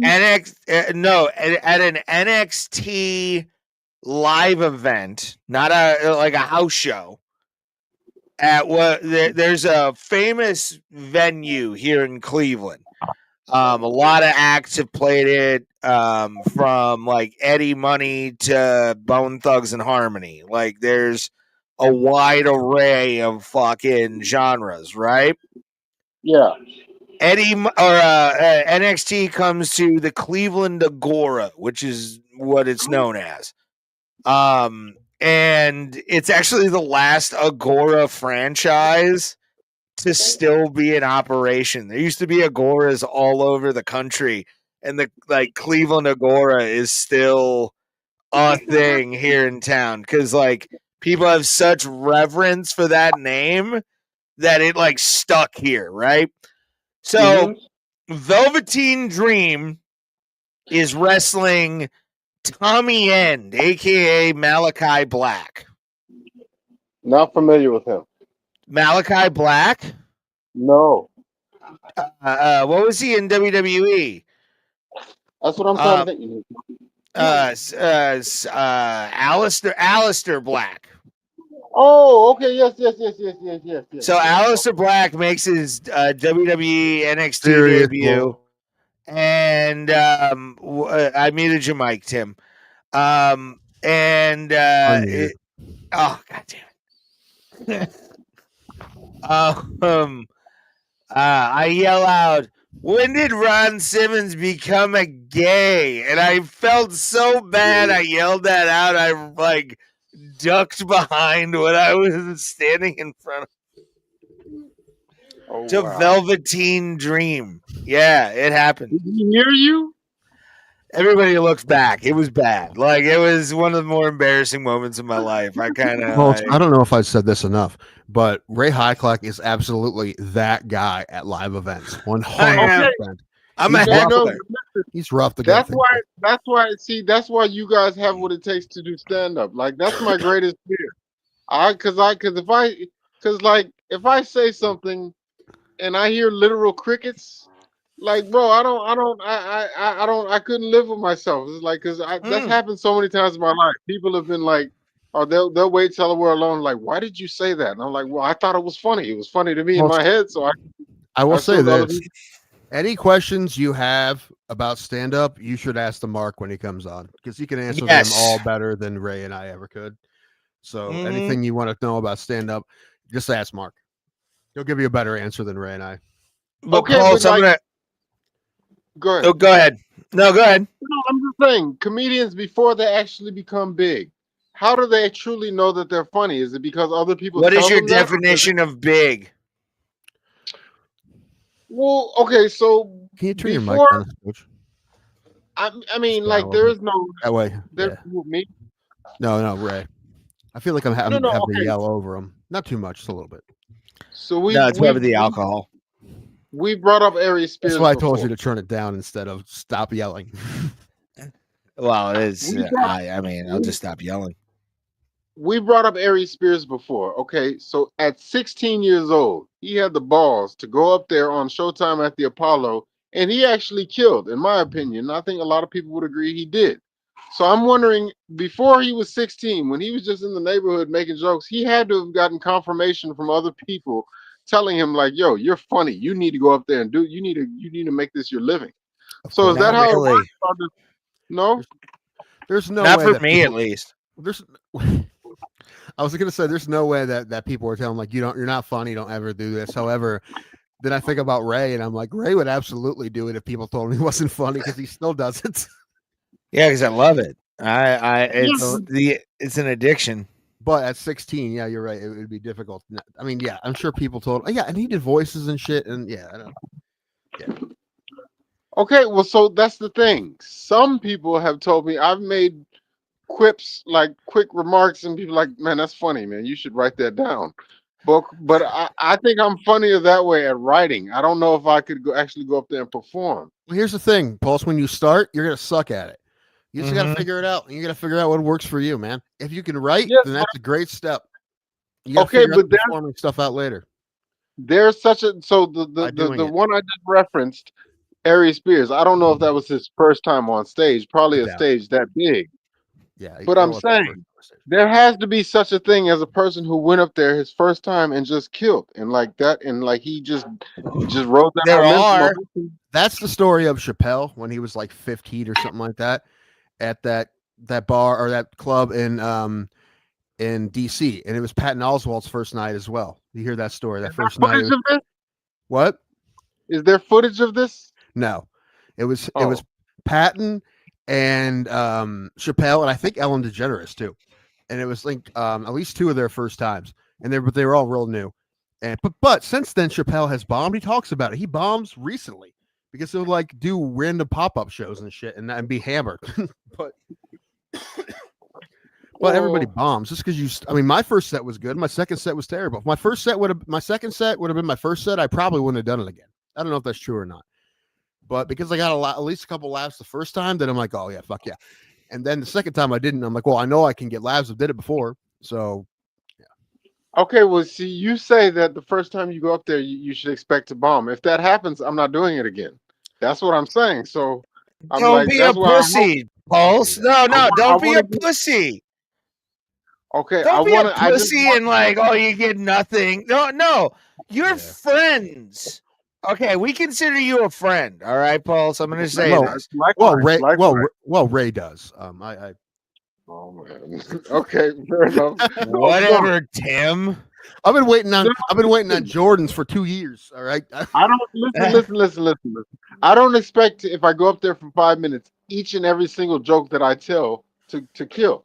But if I just want one. If I just get one that absolutely kills and the rest of them are like so, that's fine by me. What I can't have is 5 minutes of radio silence. I can't have that. You got to go to the bad open mics and watch other people bomb first. Yes, agreed. I don't even like doing that because I feel so bad for them. I feel like they're playing. I'm like, oh, They're fine. They're fine. They made choices, Pulse. They made choices.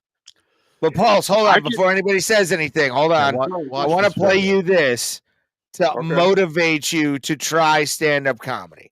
Okay? Okay. When you bomb a certain number of times, audiences lose their capacity to hurt you. If you've been humiliated 100 times on stage, the 101st time is just not going to register. So you've bombed. Have I bombed as a stand-up? Yeah. I think anyone who hasn't bombed as a stand-up either isn't a stand-up or is about to experience the biggest bomb of their lifetime. It's good for you. Here's my question. to you, Pulse. I have a question for you. If some all-powerful being came down and said, Pulse, you can have the powers of Superman, all the powers of Superman for 10 minutes, but you have to get kicked in the balls 20 times first, would you do it? A deal. That's a deal. Yeah, because that's what kind of like what stand-up is. That's kind of like what stand-up is. It is. Like you take a lot of work really kid, is, but then you'll have a time that you feel like you're Superman, or you feel like, you know. Pulse. Think of the worst relationship you ever had. Okay. Think of that girl that just put you through absolute hell. Like, think of those two white assholes who give you shit every Tuesday and Thursday. Basically, worse than that. Basically, what you're saying is it's like sower's thumb. Like, you know what I mean? Like when a sower gets sower's thumb, when they get pricked by a needle, they don't even feel it no more. It's not even that. Here's the thing. Like, again, think of the worst relationship you ever had where like a chick punched you in the face constantly. She yelled at you, all that shit. And you stayed with her for at least a year, right? Then all of a sudden you get your first really great set. You leave that bitch and get a chick who will blow you every night before bed. That's what fucking stand-up is. When you I don't understand that analogy, really. When you crush, it's the greatest thing in the world. You're going to sleep happy because you know you entertain the people. Right. And but like it's a relationship you can sleep with. You know what I'm saying? Where it's like you can sleep comfortably. When you bomb, it's horrible. Okay, I hear that, right? I hear that. What I want is the reverse of that. I want the first time to be incredible, like it's like, you know what I mean? It probably won't, and that's what we're trying to motivate you to keep doing it because Pulse. Although I will say, you get one laugh and it feels great, even if you get one. Yeah, if you get like one or two people, that's you keep doing it. That's what I say. Well, okay, so. If you get a couple people who think you're funny and come up and be like, you're fucking funny, keep doing it. Okay. Maybe you should take a class, Pulse. Some people are anti-comedy class. I'm not, because I think it just... Don't listen to this fucking white devil. Don't fucking even think about listening to this piece of shit. You know Garth Brooks, Pulse. You know Garth Brooks. You get in that fire and you stand proud. You take the silence, Pulse. You know why? It builds character. Oh, no, don't listen to this fucking idiot. No. We're gonna ask Mark. Well, we're gonna ask Mark all these things when he comes on. But number one, here's the thing. Okay, anti-comedy class. I wouldn't pay very much money for one. No, most people that teach them are well aware you can't really teach. All it does is teach you the basics. It's a scam. Sometimes it's a scam. It's a fucking scam, dude. Always a scam. Always. Well, Stanhope's best thing was as he says, the comics are in the bar. What he means by that is you just ask the comics. They're in the bar. That's where they are. Find them, buy them a beer, and ask them questions. A lot of them will answer your questions. Not all. Yes. Yes. But Ray and I would go to like the Houston Improv and fucking do that shit. Hang out. I'm planning on it. Go. There's an open mic. I know there's I think there's still an open mic. I will find out for you by tomorrow. You will have an answer yes, by on Facebook tomorrow. I saw. Okay, on Sunday nights they got some. Yeah, okay, actually, I am on. I'm on the Houston Facebook page, Houston area Facebook page for mics. There's mics everywhere. Get on that and find an open mic and just go. Just watch. This is what I'm saying, though. I get secondhand embarrassment. Like you know how when your teacher would scrape the chalkboard and you get that your skin would crawl. I get secondhand embarrassment when I see other people. Uncomfortable situations make me feel weird too, even though they're not involving me. I go to the bar. I go to the bar when I feel somebody really bombing. I'm like, I can't be in there. This is why I like improv, but I think Tim says he's not a fan of improv. I would rather join an improv group. I will stop talking to you. That way we don't. Oh man, you don't. Okay, have you ever seen the videos? Have you ever seen the videos of Chris Farley at Second City? That before he got on the SNL, Sure. that was his best stuff. Paul's gonna join a group called like Rimprov Job. I'm gonna go or take a something like leak. that.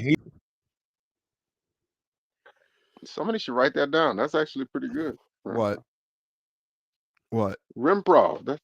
Rimprov Job? Yeah. Why don't you just start your own group called Rimprov Job? No, I was thinking about it because it's more. I feel like improv is more structured because I can write down. I can plan it better. What do you mean? It's the opposite, Well, right? okay. Because you're working off other people. When you're in stand-up, you're by yourself, but you control everything. Well, That's what I don't want. That's like being ass naked in front of the class. That's what nobody wants that. So you rather play baseball than tennis, is what you're saying? You want a team sport? Yeah, actually, yes. I don't Because know, that way, if we fail, then we fail together. Then they're laughing at all of us, not just laughing at me by myself. Nobody wants that. Well, if you're bombing, that's why I give comedians. Honestly, I give comedians I give them more props than I do boxers. Okay, seriously, because if you get knocked out in a boxing match, no, hear me out. If you get knocked out in a boxing match, you should have known 6 months before because you had a 6-month training camp, so you should have known you weren't ready. Whereas a comedian, if you just go up there, also you get knocked out. Doesn't mean you're not. Doesn't mean you weren't ready. Doesn't mean you weren't ready if you get knocked out. So it just means somebody caught you. It happens. It happens to everybody. Just like bombing happens to everybody. It just happens. Doesn't mean you weren't prepared. I mean, sometimes it does. Sometimes I heard a famous story of what's the guy's name? Dice Clay. Mm-hmm. He goes up to the at the what is it? The Friars Club, and it was like old Hollywood event. Aaron Spelling was there. What's the guy that did from SNL? What's the guy's name? Lorne Michaels. Lorne Michaels. Yeah, all the top producers was there. This is when nobody knew who Dice Clay was. And he was so out of touch because everybody was wearing like a button-down suit and he was wearing like a leather jacket and like he looked like a biker and he was so out of place. And he said that he was so nervous, but he went up there and he absolutely killed on the first time he went up on a stage that size. And he said he just rode that momentum and that's what branched off his career. That's what I want to happen. I mean, it feels like being on a roller coaster sometimes, like once you're on the roller coaster and you're strapped in, no matter how nervous you get, you're already on it, right? So once like they call your name, you're on the roller coaster, you're going, like you're doing it. So the only thing you can do is embrace it and try to do your best. Yes, Pulse. Embrace silence. Embrace it. I've heard it more than any other comedian in the last 20 years. I feel like Ray's the worst person to talk to you about advice because I think he's giving you all the weirdest advice. No, just embrace it and don't let it like consume you. No, I'm the guy. I'm a black belt in bombing. Like I feel like I am a complete. Like I'm almost a coral belt. Like I feel like I'm almost there. That's true. Ray is a grandmaster at eating shit. I am. Okay, but in terms of stand-up, is there anybody that you know of, or do you think that there's anybody that's so confident that they could go up there without even having anything planned? They could just go up there and freestyle comedy. Yes. Few people. Yeah. Few people come to mind immediately. Jeff Blanchard. Jeff Blanchard, the first person I thought of too. Jeff Blanchard, local comedian here from Cleveland. Sean Lynch is another one. Like Sean Lynch, guys we know personally. Yeah, people we've seen multiple times in our lives, dude. Like Jeff always. Like he doesn't write. He just goes up and talks, and he's one of the most compelling human beings I've ever seen in stand-up. It's awesome. How did he get that way, though? How did he like? He was born that way. I was about to say, Lady Gaga said it best, baby. He was fucking born that way, dude. I don't know. I was talking to him last time I worked with him a couple weeks ago, and he was talking about how he never even wanted to be a stand-up. He was trying to be an actor, and he just kind of fell ass backwards into it. But I heard Bobby. 30 years. I heard Bobby Lee on his podcast. He had Craig Ferguson on there. and he said that he was so bad at talking to women, he was so frightening that's why he became a stand-up. He wanted to get rid of stage fright, so he's like, I just threw myself into the deep end. And I don't find Bobby Lee funny. I don't either, to be honest with you. But how often have you seen him do stand-up? Well, I also watch him on podcasts, and he annoys. Those are two completely different things, though. I didn't even like him on Mad TV. Well aware should know that. That was the heartbreaking part for me, Pulse. I loved him on Mad TV. I thought he was great. I didn't. I thought he was just a token Asian guy. I didn't. Nothing about him. Well, yeah, but I mean, he had some fun moments besides hot dog. Like he had some good shit outside of that fucking one catchphrase. So I like Bobby Lee as an actor, but as a comedian and as a podcaster, I mean, you know, I'm punching up when I say this. I'm not a big fan. Like he annoys me. I feel the same way about Rogan. As a podcaster, he's probably arguably the greatest. He has great conversations. As a comedian, he's not a fan. Well, all right, nice knowing you, Pulse. That's he's not my favorite stand-up either. I'm not going to say he's not good, but he's not my favorite either. But he's not my favorite. It's one of those things, man. There's a billion stand-up comedians, and there's somebody for everybody. Yeah. What was that one woman that like people love to hate, but she has a giant fan base? Hannah Goldsby, is that her name? Gatsby. Yeah. Is she a comedian, really? She has a fan base, a real one. She's making money, so. Lilith Fair isn't a thing, so she can't concentrate them all in one place for everybody, right? So I mean, there's a comic for everybody. So. Hannah Gatsby. So. I'm not saying she killed comedy, but she was definitely a nice little arrow through the heart. I watched her one special, and I didn't love it, but I would be lying if there wasn't things there. I'm like, that's clever. That's oh, okay, but you can't be five tool at everything. Like for instance, Rosie O'Donnell.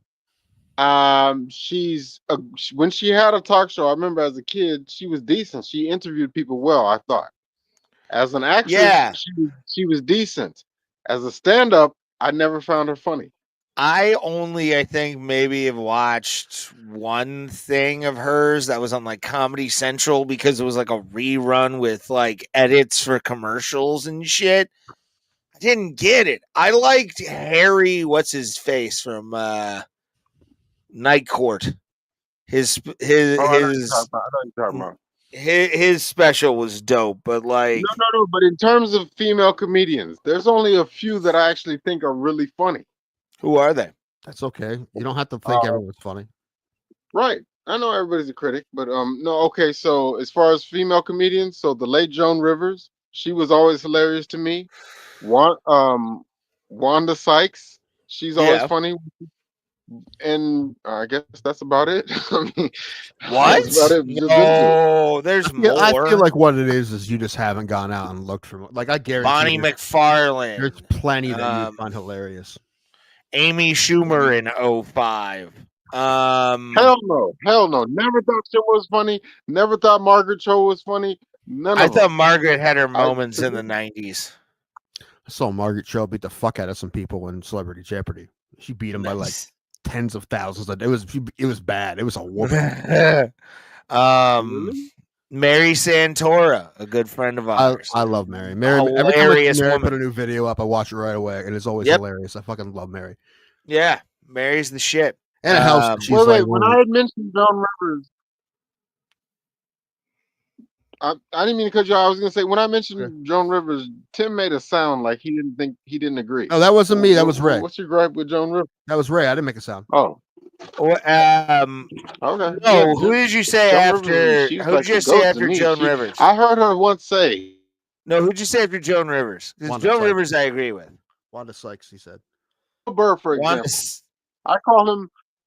I think Ray was just pitting. No. I said it after you said Wanda Sykes, and that was it. I'm like, I mean, there are more. Like I'm agreeing with you on Joan Rivers. Like, she's funny. No. I wasn't disagreeing with you on anything except for the fact you said there was only two. I'm like, there's more. They're at the top of my head, but I'm just saying that in terms of That's just you just not stand-up, being there's only a exposed. few that have like. Yeah, that's just you not being. Okay, but Christina no, but this is why I call. Pachitsky. There's plenty. I'm not familiar with a lot of these people you're mentioning. I'm not Christina gonna lie. P. You're not familiar with Christina P. from Your Mom's House? Tom Segura's wife? Why are you yelling? Because I'm flabbergasted that he doesn't know who Christina P. is and he watches fucking YouTube all the time. No, God damn I'll it. tell you who I do not like. Who? Schumer, That's okay. Whitney Cummings. That's okay. That's fine. You know, what's You the don't other have to one? pick one. She's always on all these. She's always on these roasts. The Nikki blonde chick. Glazer. I can't remember. Nikki Glazer. Yes, Glazer. You stand her either. go away, Pulse. You go away. I with think your Nikki evilness. I can't, man. Liza Schlesinger. I can't. They're always talking about their vagina. Dudes are always talking Okay, about their dicks. Yeah. She's okay. I think Taylor Tomlinson is one of No, the greatest listen, comics of I working right guarantee- now. I think she's amazing. Yes. I love Here's Taylor the thing. Tomlinson. She's so Tell- good. She's like 29. Tell Amy Schumer to go restart her whole career over and do not mention sex once. She'd be up there silent. There's nothing Or she can use say. other people's jokes. Yeah. Allegedly. That too. That part No, too. she did. Allegedly. No, that's mean, been confirmed. That's I know there is tape. Patrice O'Neal. I mean, yeah, I've heard that's Tammy my talk that's about my I've gripe been with there it. for many of the joke. Oh, that's right. I forgot that she Patrice. Yeah. She fucked with Patrice's shit. Yes, Patrice O'Neal. Bar for bar, that's my gripe. That's my real gripe to this day, Radio Raheem. Hold on, That's what's- my gripe with Joe Rogan. With Rogan. Why? To this day, because he went after Carlos Mencia and basically jaw ruled his whole career. But you had No, he Schumer didn't. on your podcast, and you was frothing her ass, and she did the exact same thing. So he picks and chooses. She hasn't who he been wants on to go in after. years, And you- Pulse. Yeah, it's been a long time. Also, It's been a very long time Carlos since she about this had that. before. Mencia did that to himself. Rogan got his career run backwards. when he did that. No, Rogan buried him. We have not seen Carlos not- Rogan. Do you that's remember? He That's buried not him. true. I've seen arguably- Carlos Mencia recently. He's a dick. He buried himself. Yeah, he did. I'm saying before that, arguably, it was right after the Chappelle show. The Mencia show was like neck and neck. It was them and it was Key and Peele. They were all head to head. Then Joe Rogan did what he did. Carlos Mencia is on the side of a milk carton now. That's not what did it though. His personality is what did it towards the end. Yeah, his reaction towards it and all Rogan that got shit. dropped by his management for doing that. Yeah. They dropped him. They fired him. Yeah. Okay, Just crazy. he And he was bounced back. banned. He was banned for the Comedy Store for that for years. Listen, I can't have sympathy for him. He between Fear Factor, between News Radio, and No one's between saying you Spotify. giving him $100,000. Boys, I gotta fine. stop us. I gotta stop us. Okay, I God. gotta stop us right now Thank God. because we have somebody in the chat that You is mean in the queue? in the Q chat, whatever you want to say. It's not in the chat. This man is a god in the Don't say community. that. Now you're gonna make him leave. Don't be too weird. No, he is a You're being god. weird. I You're love being this weird. man. There's only one The guy. alcohol talking, but I love him. Love him. I apologize And it for what is- you're about to walk into, sir. The one, the only. Say his name and he Mr. appears. RICCADONNA, everybody. Whoop. What was there? Where'd the camera go? What happened? Camera. He left because you were being weird.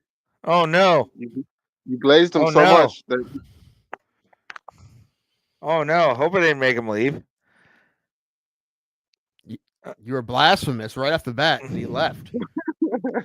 Uh, now you got me wondering, like, who was it? it's Mark RICCADONNA, but he's not. He was here and then he's not here. I don't know what happened. Everything okay? Hopefully everything's okay. I just messaged him. Oh boy, I feel guilty now. Tim, you made me feel guilty. How dare you? Dude, if he left because of something you said, I'm not gonna forgive you ever. That would be horrible. Why would he do that? I don't. Why would he? I think it would be your fault, not his. Why? I don't know what I did. I don't think you did. I love him. Give it a second. He'll be back. Hold on. Give him a second. I went to log in. Somehow my computer restarted. Oh, okay. All right. He'll be here soon. Ray broke his laptop from afar. 400 miles away. Ray broke his laptop.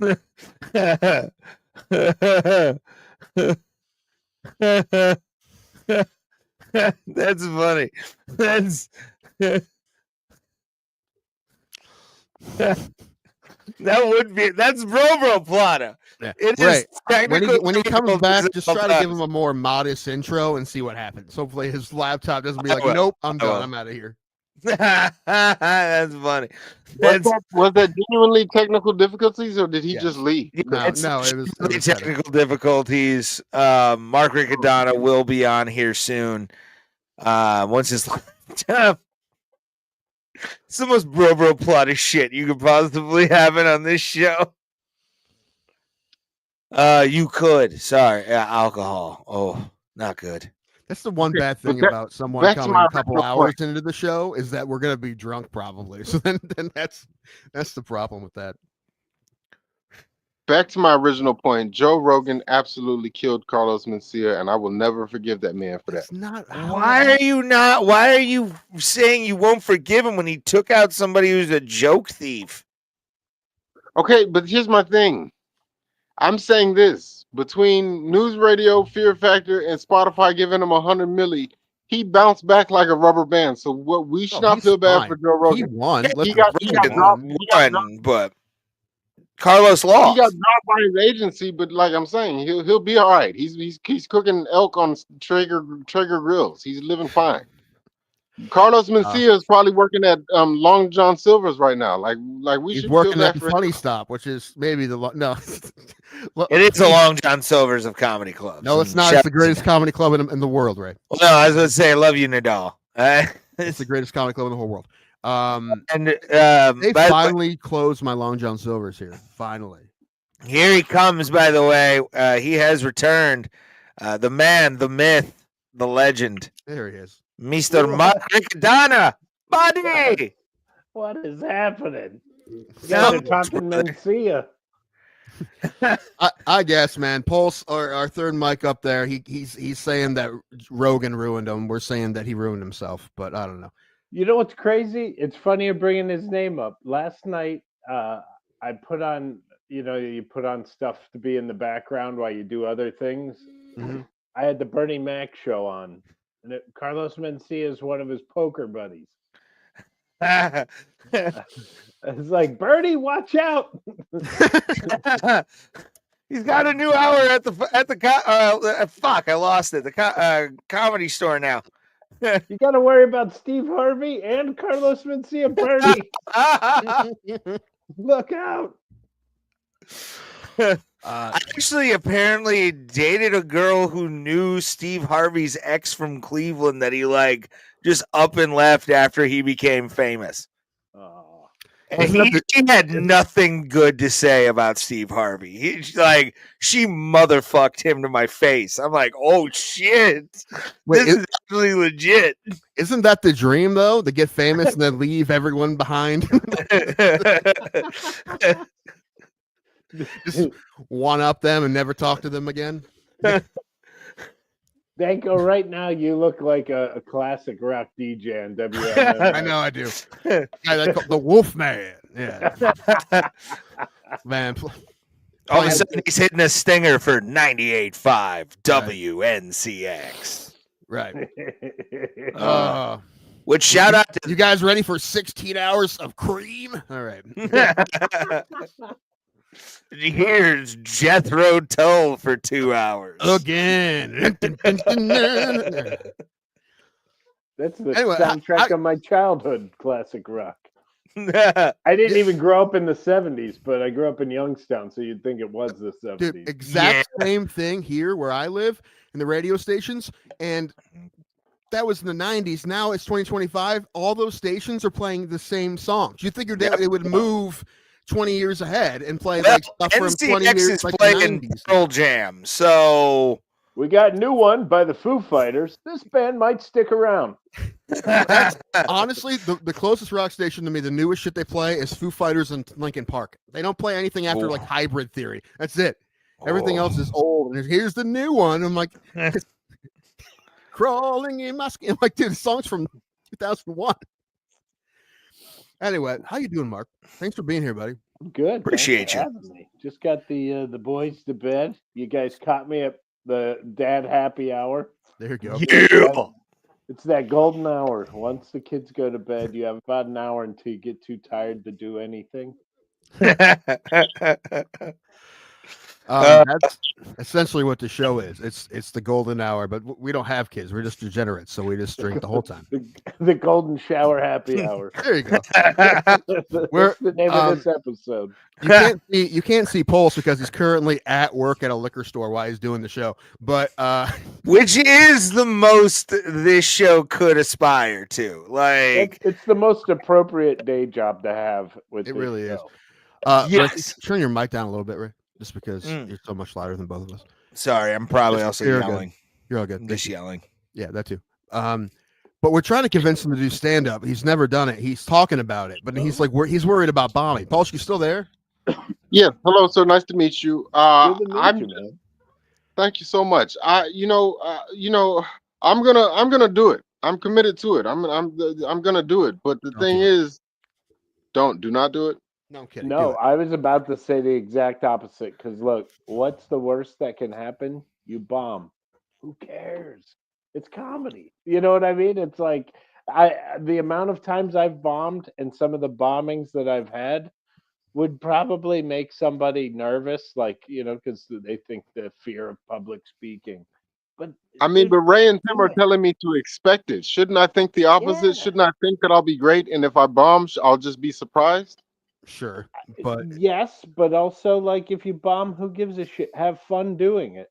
Like, it's an open mic, dude. Like nobody gives a shit. But like if you're bombing, just enjoy while you're doing it. Just go, holy shit, this is what it feels like. Because every comedian that you possibly could respect, anybody. I mean, I'm talking the best of the best. You have a time machine. You go and talk to them, and all the stories they remember is them bombing. Yeah. But my question was, is there anybody in the history of stand-up or anybody that you can think of that they went up there their very first time and absolutely killed? Well, I'll tell you, my truth is I did. The first maybe 5 times I went up, it went amazing.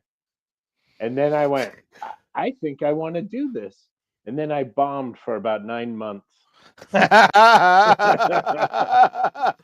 That's encouraging.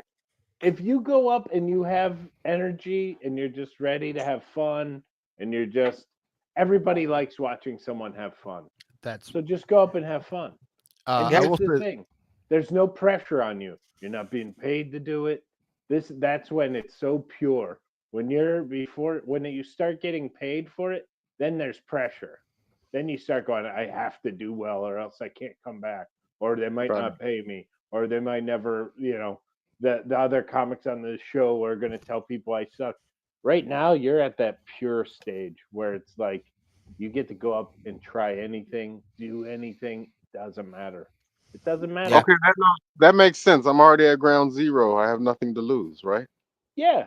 I mean, look, it goes bad. So what? Take a week off and then try it again. Or don't ever do it again. Or do it again in a year. You're in a spot where it doesn't matter. When you go in and you dive in. I'm just concerned it'll kill my confidence if I hear actual crickets. Then it'll be like, okay, well, I should have known better. Yeah, but you're talking about you're in front of a bunch of people that don't have the balls to do it.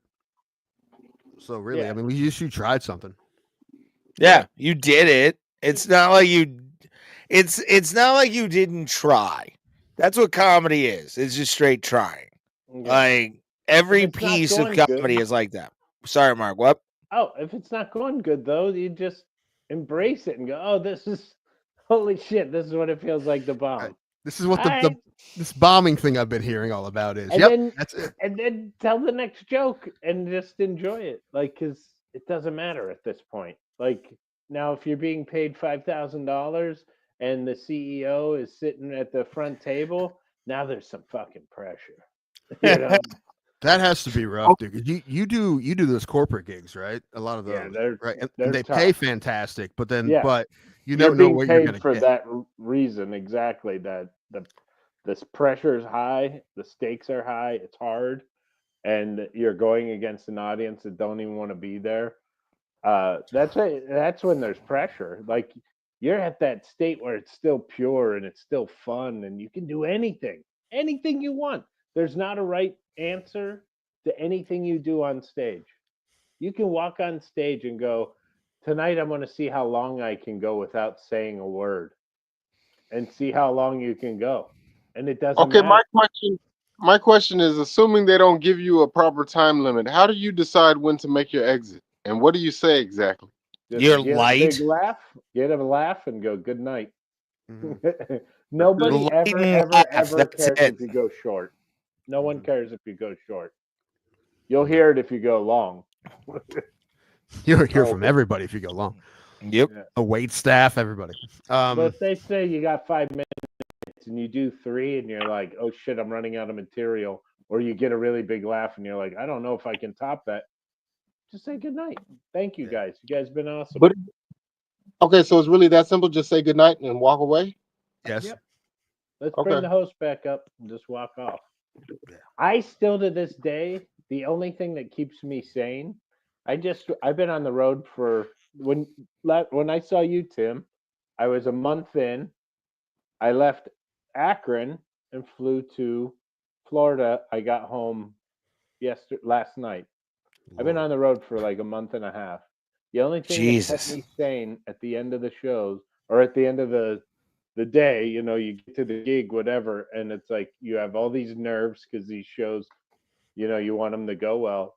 The only thing that kept me sane was knowing at any moment I could just walk off stage and walk out that door, get in my car, and leave. That's it. Like, they'll never hear from me again. Because they weren't gigs that mattered. So I had just had fun. But the whole time when I was getting nervous to go up, I was like, I can always just leave. Yeah, when I saw you at the Ahern when we were hanging out in Vegas together, like, I loved watching you because you were just so calm, smooth, everything. I could tell you were just like, it's going good. I can head out, but I'm good. Like, you were fantastic when I saw you. Thank you, man. Like, dude, but it was all because I knew that door was right there. Understand that of like not giving a fuck. Where you're like, I could just leave. Like, it doesn't matter at this point. Were you there the night I told the audience that they were awful and that they should stick to it? And I was there on, I think, the Friday night. Well, there might have been a good crowd. It was an okay crowd. It was okay. We had one crowd. They were so bad that I actually had to, like, I treated them like they were new comedians, and I was like, guys, I know you have a dream. I know you want to become an audience, and one day I think you'll have it, but right now you don't have it. And I'm not sure if the club's going to bring you back, but don't quit. Don't let up on your dream. You guys go to other clubs and practice, see if you can laugh at the same time, and maybe one of you start clapping and you all join in. Like, get down your technique. Get your technique together. And then you guys will start to get comfortable. And don't just stay in Vegas. You can get a van. You guys could, you get a little buzz. That must have been either Thursday or Saturday. I don't know, but like the show I went to, it was fucking awesome. It was. I gave them a pep talk on how bad of a crowd they were. Pulse, that's a good lesson too, man. Like, a lot of times, there are some comics that think it's always the audience, and a lot of times it's Sometimes it is the audience. A lot of times it's you, but there are times that it's the audience. Most of the time it's you. Honest question too about that when we were hanging out. Was the acrobat is the best way I could describe him? Do you remember who I'm talking about?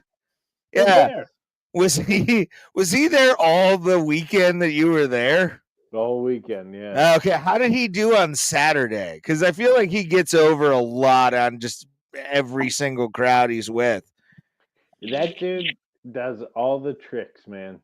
He's nuts. We saw Mark had a guy who would do like Cirque du Soleil shit, Tim. Like he would get a basketball and do a handstand on the basketball, and then like kick shit into the audience, and he would he was like, fucking awesome, and he was funny too, which is what like usually if somebody has like a really good special skill, they lack on the funny.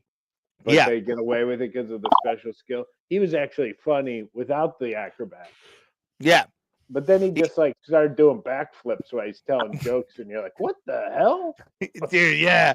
He was like a small Baz Rutten, Tim. Like if I could describe him, he's like Baz Rutten, but like 5'4" almost. Like I don't know who Baz Rutten is, but he has a great name. He is he's an MMA fighter. The producer on Scott Farrell's show used to ask this question. I want to ask you guys since you're in the business. Okay. Why is it that Farrell on the bench was everything. But why is it that a comedian can tell a joke, the same premise, setup, and punchline, and it'll kill in one show, and then he'll tell the same exact joke, the same tone, same inflection at another show, and then it bombs?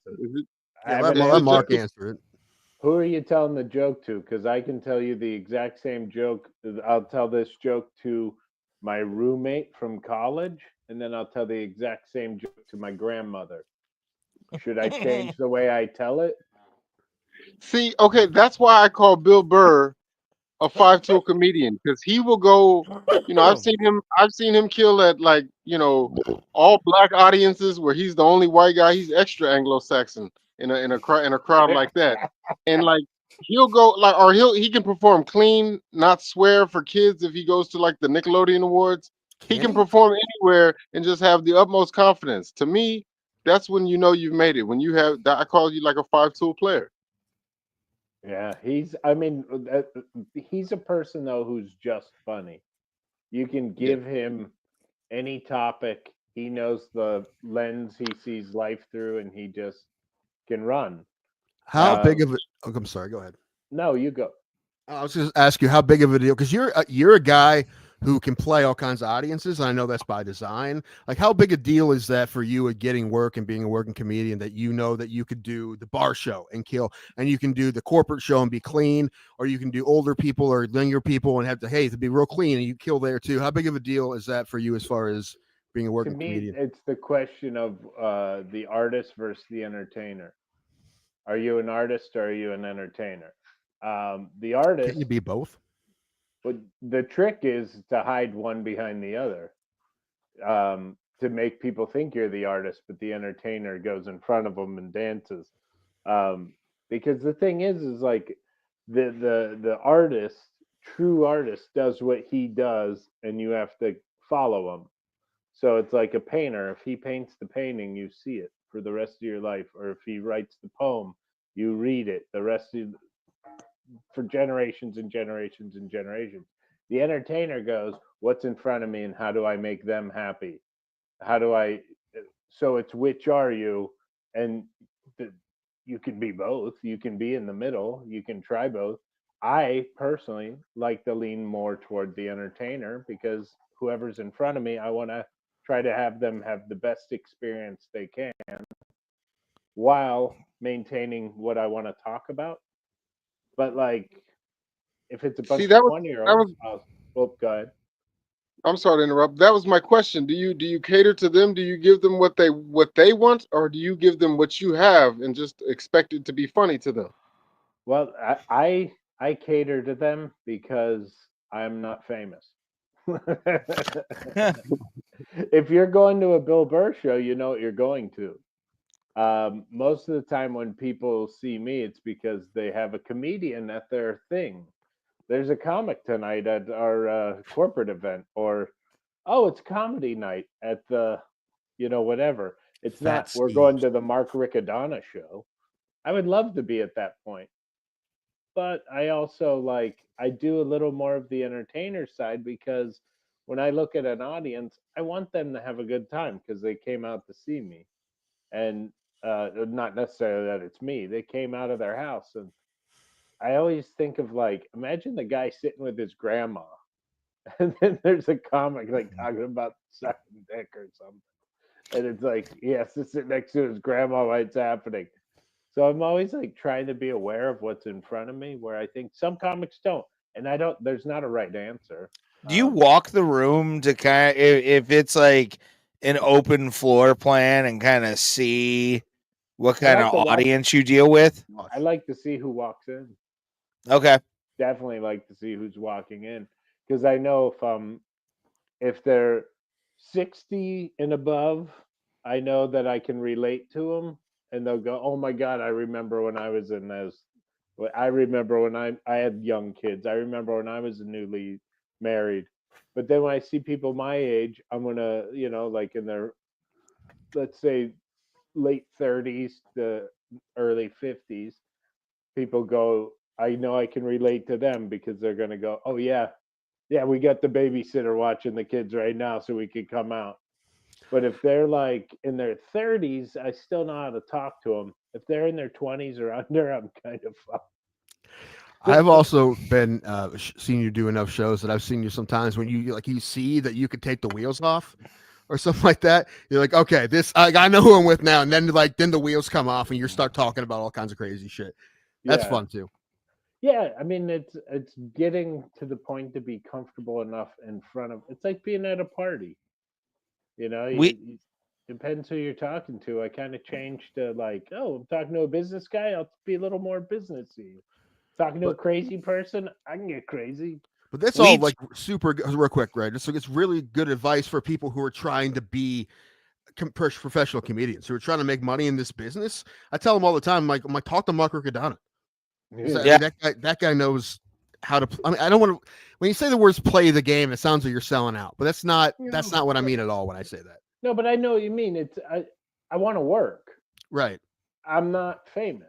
Famous comics can do whatever the hell they want. Right. And you're also not doing anything you're embarrassed of, right? So it's well, there's nothing in my act that I wouldn't do not in front of industry, even when I'm doing when I was in Florida, I was doing all these 55 and up communities, which you got to be squeaky clean. You kind of got to be corny. That's what they want. Nothing I did on any of those shows I'd be embarrassed of for my people from the Lower East Side who are too cool to be. I was doing my thing, getting my check. Fuck yeah. I tell the same stories that I tell when I'm down here. I just tell them a little different because they relate better to those people.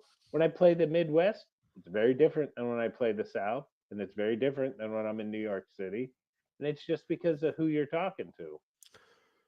Yeah, my job's to win them over and get them to laugh. You know, job is the important word there. Right? It is a job, and that is what your job is. So sometimes you have to do things differently. But what there is, I mean, if you go to the far extreme on either side, so say you take the entertainer, but they're the really hacky. that's there is a line, right? There, where it's embarrassing and you're almost cringing because of how corny they are or how they're just playing to the crowd. Why are you talking about me, man? Why? Dude, I could easily do, and I said this, me and another friend of mine, we were saying in probably one afternoon, I could write an act that I guarantee could go viral, go big, and do the I call it Italian blackface, do the Hey, I'm from New York. Hey, doing that stuff. Mark, I'm gonna tell you something, and there. So Ray wants you to Ray wants you to write him that act right now. No. Email it to Ray right now. More than I want to breathe, Mark. He's gonna be doing it in 2 days. No, there's an Italian club near where I live, like within 10 minutes, and they had, I shit you not, a Paisan comedy night. Oh, I get booked on Italian comedy nights all the time because of my last name, and I always go in knowing they're going to be so disappointed. I am not going to give them what they want. Like, I have a couple of jokes about being Italian, but most of it is because I'm talking about my grandfather. It's not like there's zero like, hey, I'm talking about, hey. But like, I could write that act. I could write that act in a day, and it would probably make somebody a lot of money, probably more money than I make. But the thing is I don't want to be embarrassed in my act. But then there's also, you can do the exact opposite side, where it's the extreme artist who's like, nobody's going to tell me what I can't say.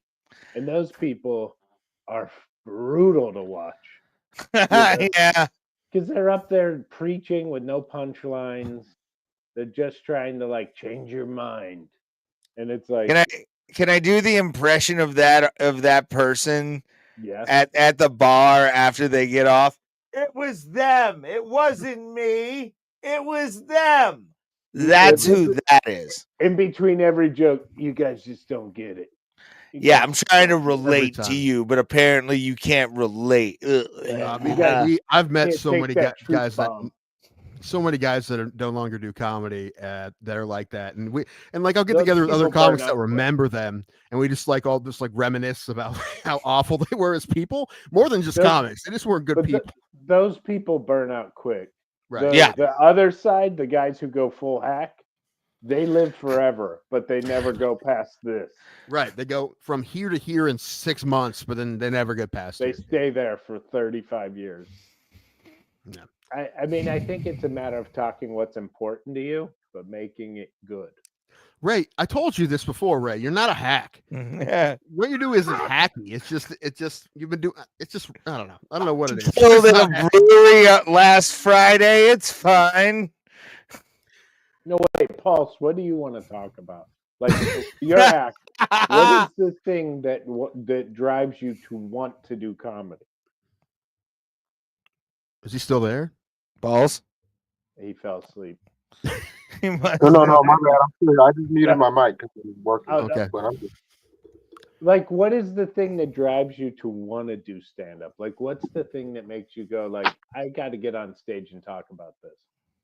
Okay, so honestly, it's not even a desire to be famous. I've been told in my personal life. You passed test number one.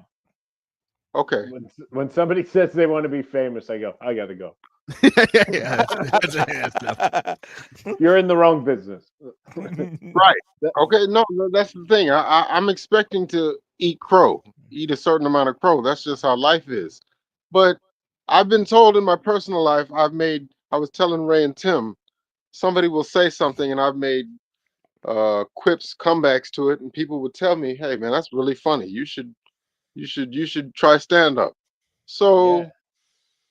That's basically it. I see people doing it, and I came up watching these guys. I came up watching, Chappelle and Burr and guys like Dane Cook and such, and I was inspired. But now that it's like a reality, I'm saying, that I could actually go, because in my local area, I live in South Texas in the Houston area, and they have an open mic night. Now that I have the opportunity to do it, I'm getting the bubble guts, man. Like I don't know, man. It's like, do it. But I totally understand, man. Like, I worked at a comedy club. I was a door guy. I was an actor, so it wasn't like I was like, I want to be a comedian. I started watching all these people do comedy, and I was so inspired. I just started writing. But I never told anybody I wanted to be a comic. And then the day came where they go, well, why aren't you going on? I go, I don't know. They're like, "You're going on. You're gonna go on." I was like, "Okay." Like I had my stuff ready, but it was that same thing where I was like inspired to do it, but I wasn't. You know, you get nervous. You don't. This it's somebody How did said you? this. How did you? Can I ask? How did you decide what your act would be? Did you just think of like, or think current events, the things that are going on in the media, or how did you? Well, What when would you it? first when you very first start, all you want to do is get a laugh. You don't care what it is. You're like, I just want to get a laugh. So you kind of will do anything to get a laugh. And like, I did like not impressions, they were like characters because they weren't famous people. But I would do these like, different people in my life and like funny, almost scenes that I'd act out with myself. And it was just because that was the shit that made me laugh and it made my friends laugh. But then I started to try to write jokes, and that's when it went downhill because I wasn't a good joke writer, but I could tell good stories and I could be funny See, in the story. okay, so that's really where I think my lane is. So, because I've spoken to Tim and Ray about this before. My uncle, he does weird shit to me. Like he will. Hold on. He, Wait, whoa. Sorry, what? We've never experienced this no, before. no, I'm just We're saying, opening up a layer. All right. he will. Okay, so he will pour. He will. Wait, Pour. Pulse. Wait. You open let him up go, with wait. the words. I need to unpack this myself. You Go for it. open up with the words. My uncle used to do weird shit with me, and No, we're not with I me. go, He used to just do weird what's shit in this? general. All right. Okay. Okay, Two so he would. unnamed persons. All right. Yeah. Well, he knows who he is. He knows who he is. No.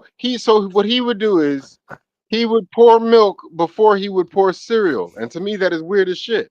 Nobody else That nobody is I know weird. does that. Very weird. Yeah, Right? I totally Okay, get no, it. I Well, think no, you typically could people do something with that and then expand on how you feel about people with that.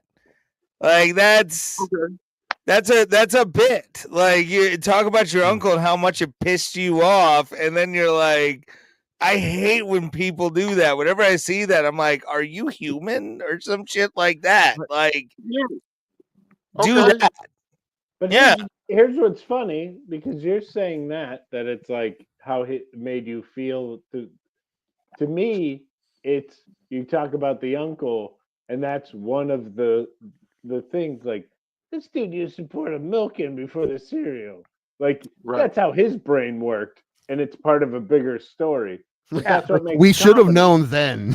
Yeah, but that's what makes comedy so awesome because everybody can take that one thing Right. that you're saying, Which and we that all is- run in a different direction. Right. Yep. But what's cool is you got to get people you trust that you can talk to that will give you honest advice while you're writing this.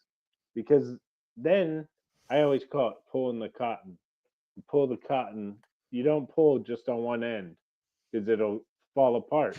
But if you pull this side, then you pull this side, then you pull here, then you pull here, and you slowly, and all of a sudden that little cotton ball becomes this big bit.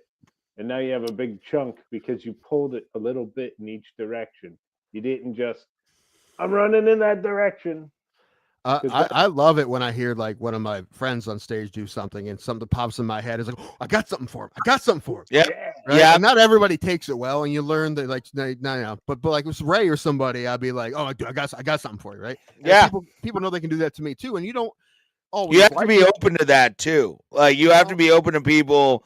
Hey, I have this line for you, or here's a place you could go with that. You don't have be to open to that because, like Tim said, a lot of people aren't, and you're like, get with the people that'll help you, and you can help them as well. Like that's how comedy should be in this world, really. But so now you have this crazy uncle. Is he an influence to you? Like him being crazy and shit? Like, is that an influence to you, or is he? Yeah, no. It's no. It's just I don't want to. I want to build on that. So he has these idiosyncrasies, I don't know how you pronounce that word, but he has these weird things that he does that I want to speak on. I'm just wondering, because it's funny to me, should I assume that this will be funny to other people? As long as you don't use his real name, you're fine. Be like, it's my uncle, and that's it. Like, it's an uncle. He'll know who it is. Use his real name, give out his address. Yeah. Nobody will know who it is because it's just an uncle. Like, it's an uncle. Yeah. If it makes you laugh, and this took me a long time, because I always tried to do what I thought would make people laugh, and I never really did what I thought would make me laugh, because I was always like, the stuff that makes me laugh doesn't make a lot of people laugh. Like, I laugh at I had now looking back and saying this out loud, it's going to sound really dumb because he became so famous, but at the time, like, we had the same manager as Zach Galifianakis, and like I totally got him. Like, the minute I saw Zach perform at our manager's club, I was like, that's it. Like, that's what I need to do. Like, I need to do what makes me laugh. And who cares about it? And so if it makes you laugh, it took me a long time to learn that. I was too busy trying to, like, what's a joke that people would think is funny? I'm going to talk about grocery stores. Even though I don't think grocery stores are funny, I think people think grocery stores are funny. So I'm going to figure out what's funny about it. And I wasted a lot of time. Because you know what, that's actually okay. Well, this is like a breakthrough. So think what I think is funny, and hopefully other people will think this is funny. Should be my approach. Yes. Yeah.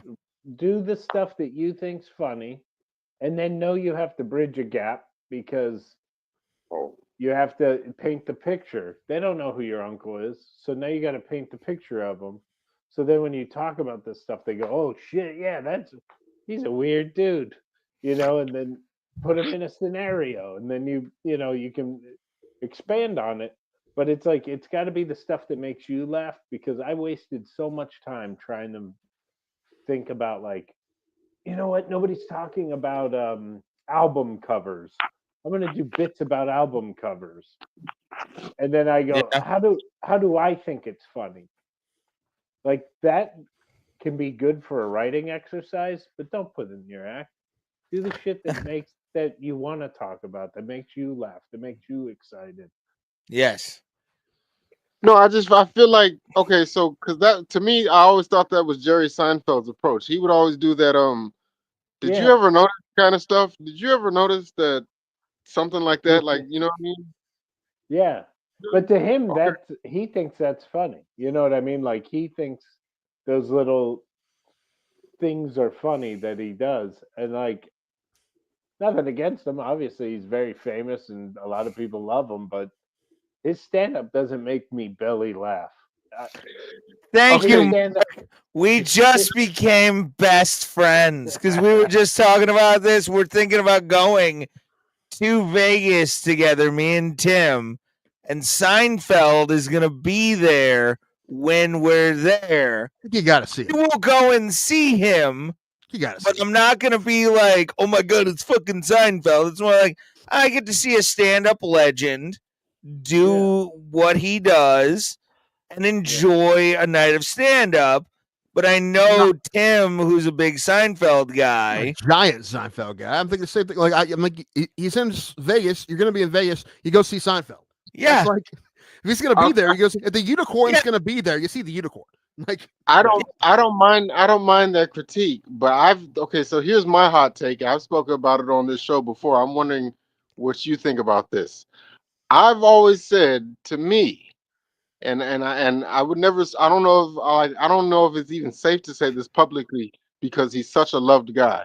But to me, my opinion, because all comedy is subjective. If you say something is funny, I cannot say you're wrong, because what you think is funny is funny to you. It's an opinion. It's not a fact. To me, I never found the stand-up of the late Patrice O'Neal funny. I thought the guy was funny in interviews, but I never found any of his stand-up funny. Marrero would agree with you. Dom Herrera would 100% agree with you. Mark, Herrera would agree with you. Mark, I think it was you that had an amazing Patrice story. You have Patrice story, right? Yes. Well, it's just that I'm gonna let you finish. I'm just gonna say this. He's such a love guy. Like saying that publicly is like a cardinal sin. Like I feel like I'd get. Yeah, it is. I to Ray apparently. Here's the Patrice thing, was though. God. Like, sorry, I look at him as like fucking. He was your favorite comic. Every comic that I loved him. But I just did not feel that way when I watched him. However, when I seen him on him live, you had to experience Patrice live, and luckily I did. I love how Ray is proving Pulse's point. No, I'm not. I'm trying not to. I'm really not, because he was so fucking good, even on tape. He was Paul, so good. I feel your pain because I am the only white guy that I've ever met who is not a fan of the Beatles. We're gonna thank Mark Riccadonna for being on the show again. The Beatles either. Like, there's songs, but I'm not like deep into them. I don't get into them. Like, to me, it's like I appreciate them. Yeah. Same way I feel about Shakespeare. Yeah, without him, all this other stuff wouldn't have worked.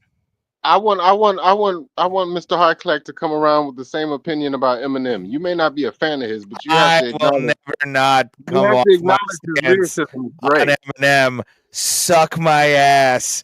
Eminem is horrible. ICP all day, every day. All right. ICP. Exactly. I'll admit it. Well, listen. I've heard the Patrice O'Neal story. I never heard the ICP story. I feel like I have to hear the ICP story. I want to hear the ICP story.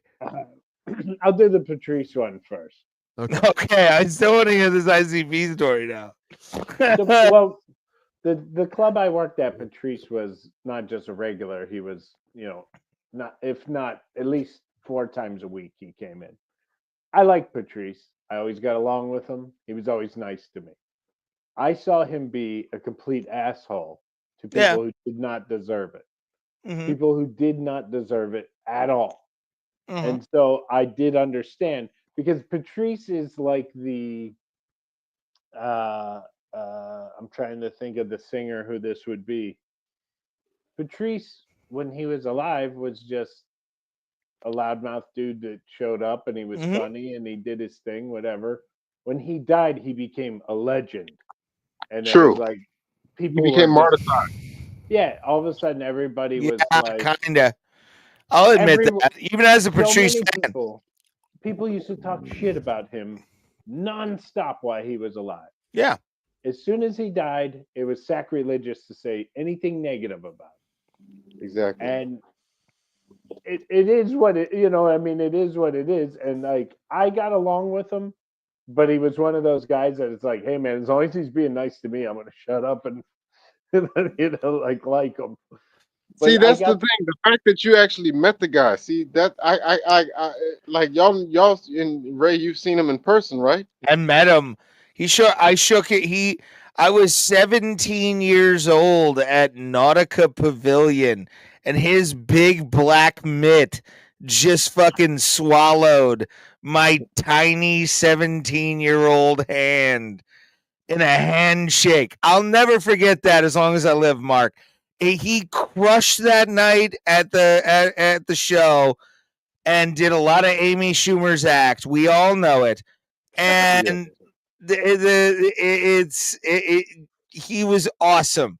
And yes, he was a dick. I'm not going to say he wasn't a dick. I heard enough Opie and Anthony, him doing Black Phillip, all those like things on XM to not realize the man was an asshole. I don't know. I saw him crush. I was like, God damn, dude. Like I didn't view him that way. See, this is my critique about guys like him. I feel like he wasn't an asshole. That's the thing. Like, Mark, tell a story. All right. No. Quickly, I just want to chime in. I feel like I can make this critique because I am African American. Certain guys like Patrice O'Neal and Kevin Hart. No, I'm just saying. Oh yeah, if you didn't know, I'm black, by the way. But certain certain guys like Patrice O'Neal and Kevin Hart, they're just loud to me. They're not even necessarily funny. They're just loud. I agree with the Kevin Hart. Okay. Patrice, here's the thing about Patrice. He was really funny. He was really funny. And he was a dick to a lot of people too. And I watched it in front of me.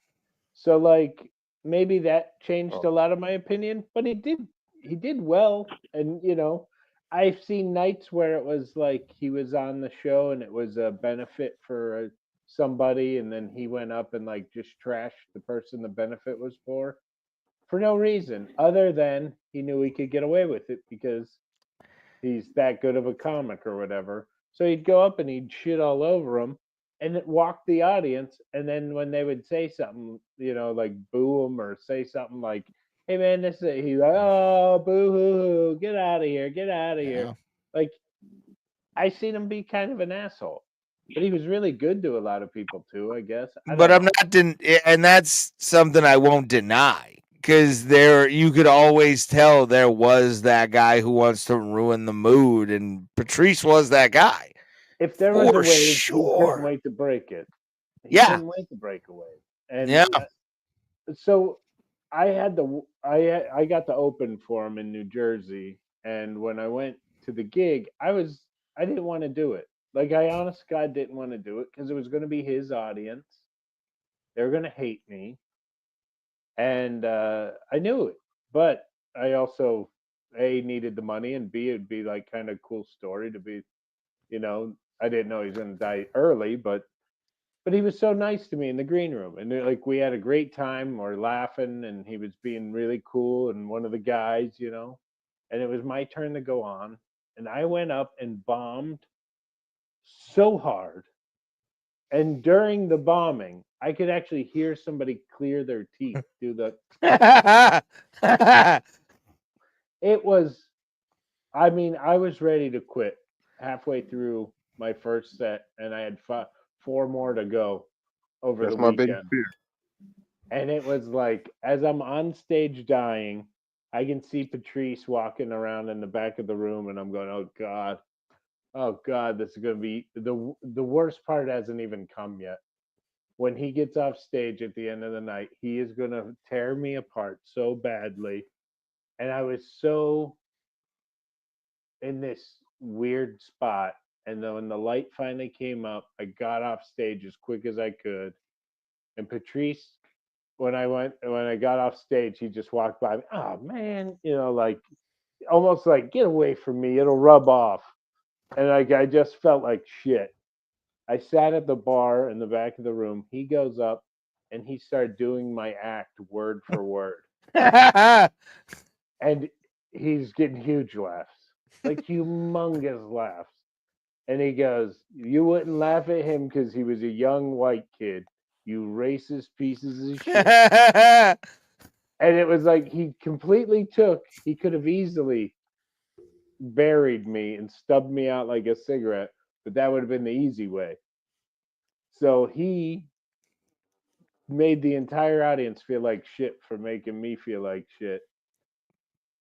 So there's a place in my heart for him that I'm like, you know what? Like, he could have, but he's a guy who is, when he takes a topic, he doesn't say what's the funny thing. Bill Burr does this too. And this is probably why they're best friends. They go, everybody knows pedophiles are bad. How do I defend a pedophile? And make it funny. And do it to a point where people in the audience go, maybe. It's so hard to do, but it's so great when they get it. But it's because they're good comics. But I'm with Paul's on the thing of like, I don't jump on the bandwagon because our job is to make people laugh. And I feel like a lot of times he made people not. He hurt a lot of people's Yeah, I didn't hear about that side of them. I don't like. That's one thing I don't like. Anybody who is famous, when I hear that they're assholes in real life, like that's why I like Keanu Reeves and Adam Sandler, because seemingly in public they'll shake everybody's hand. They seem to be really genuinely nice guys. It's funny because Patrice is almost the opposite of most of those celebrity stories. Because Yeah. publicly he's an asshole. Privately he's a nice guy. Like he was nice to me. You know what I mean? Like it's almost like he's like the bad guy wrestler.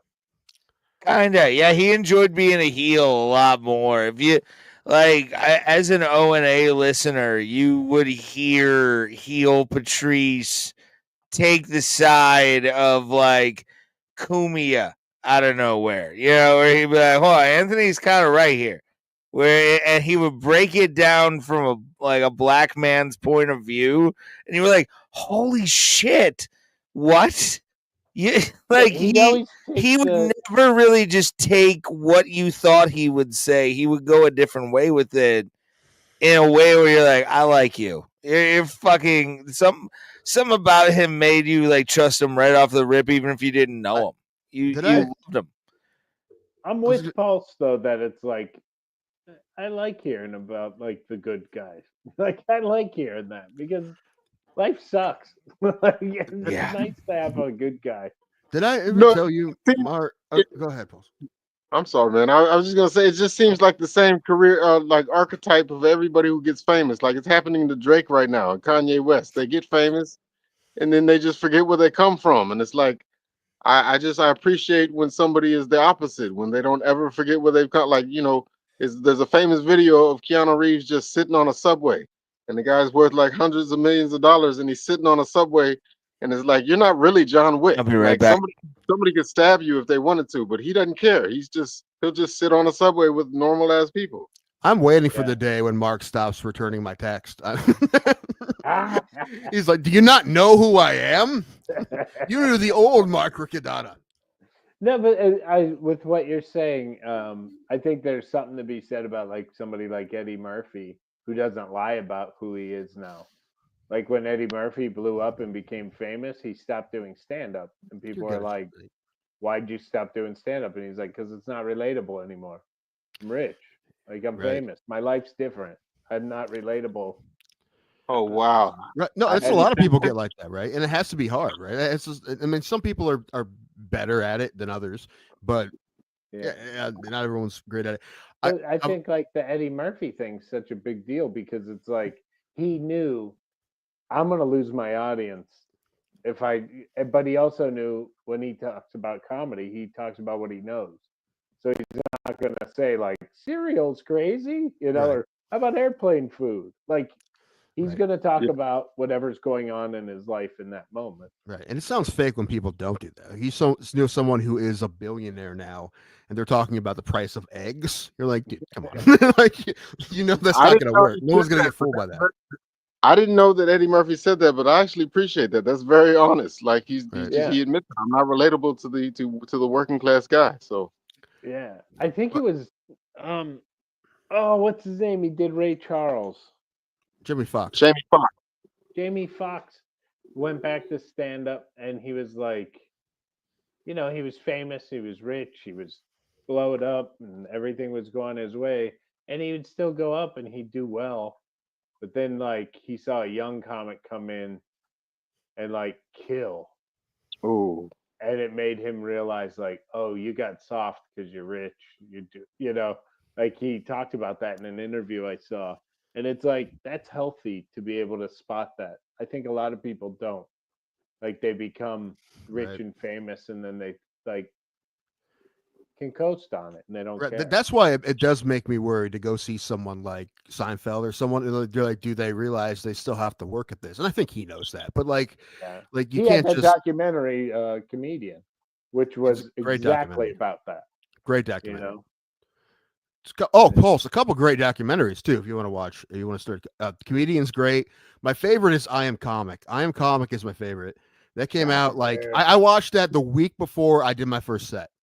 And I felt, and it just happened to be on TV on Showtime, and I felt like it was like meant to be that I had watched that it happened to be on TV.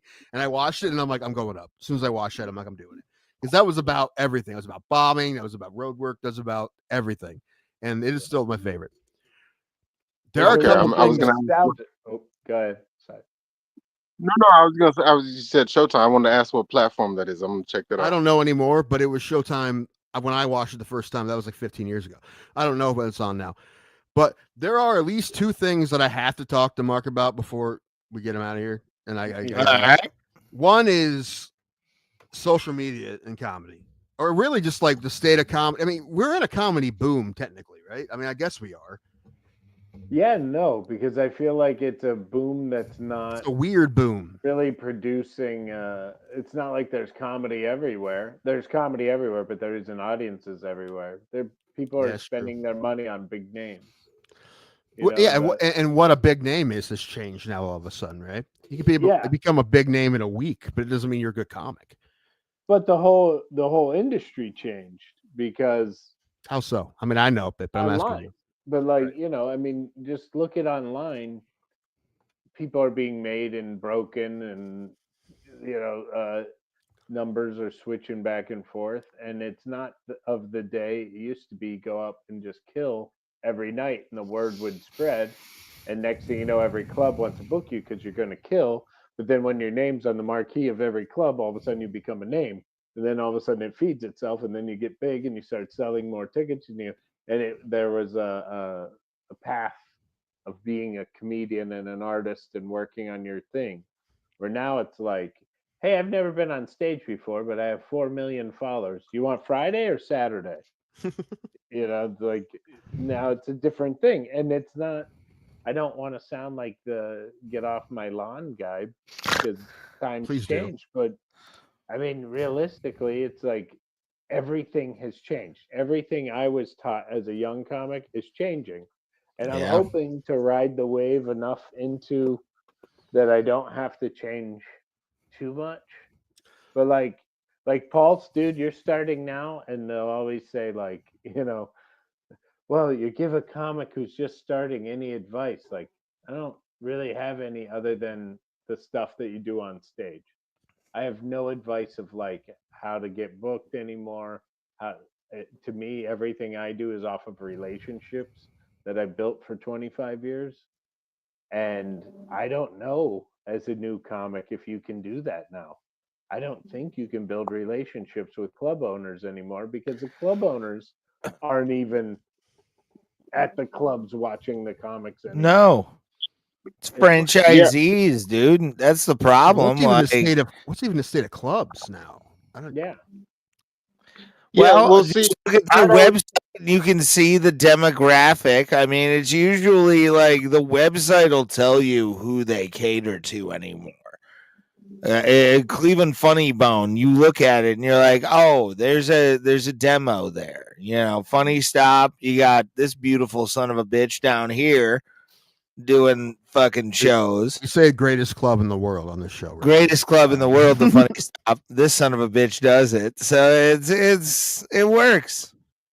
No, I mean, I feel like there's nepotism in every industry. It's not always what you know, it's who you know. But you're saying there's no way that doesn't work anymore. So that I know. I mean, if you go out at a club enough, I think they would put you up still. I mean, if you just become a pest. But he's talking about getting weekends. He's not talking about getting spots. That's what I'm saying. Even weekends. Like, they start...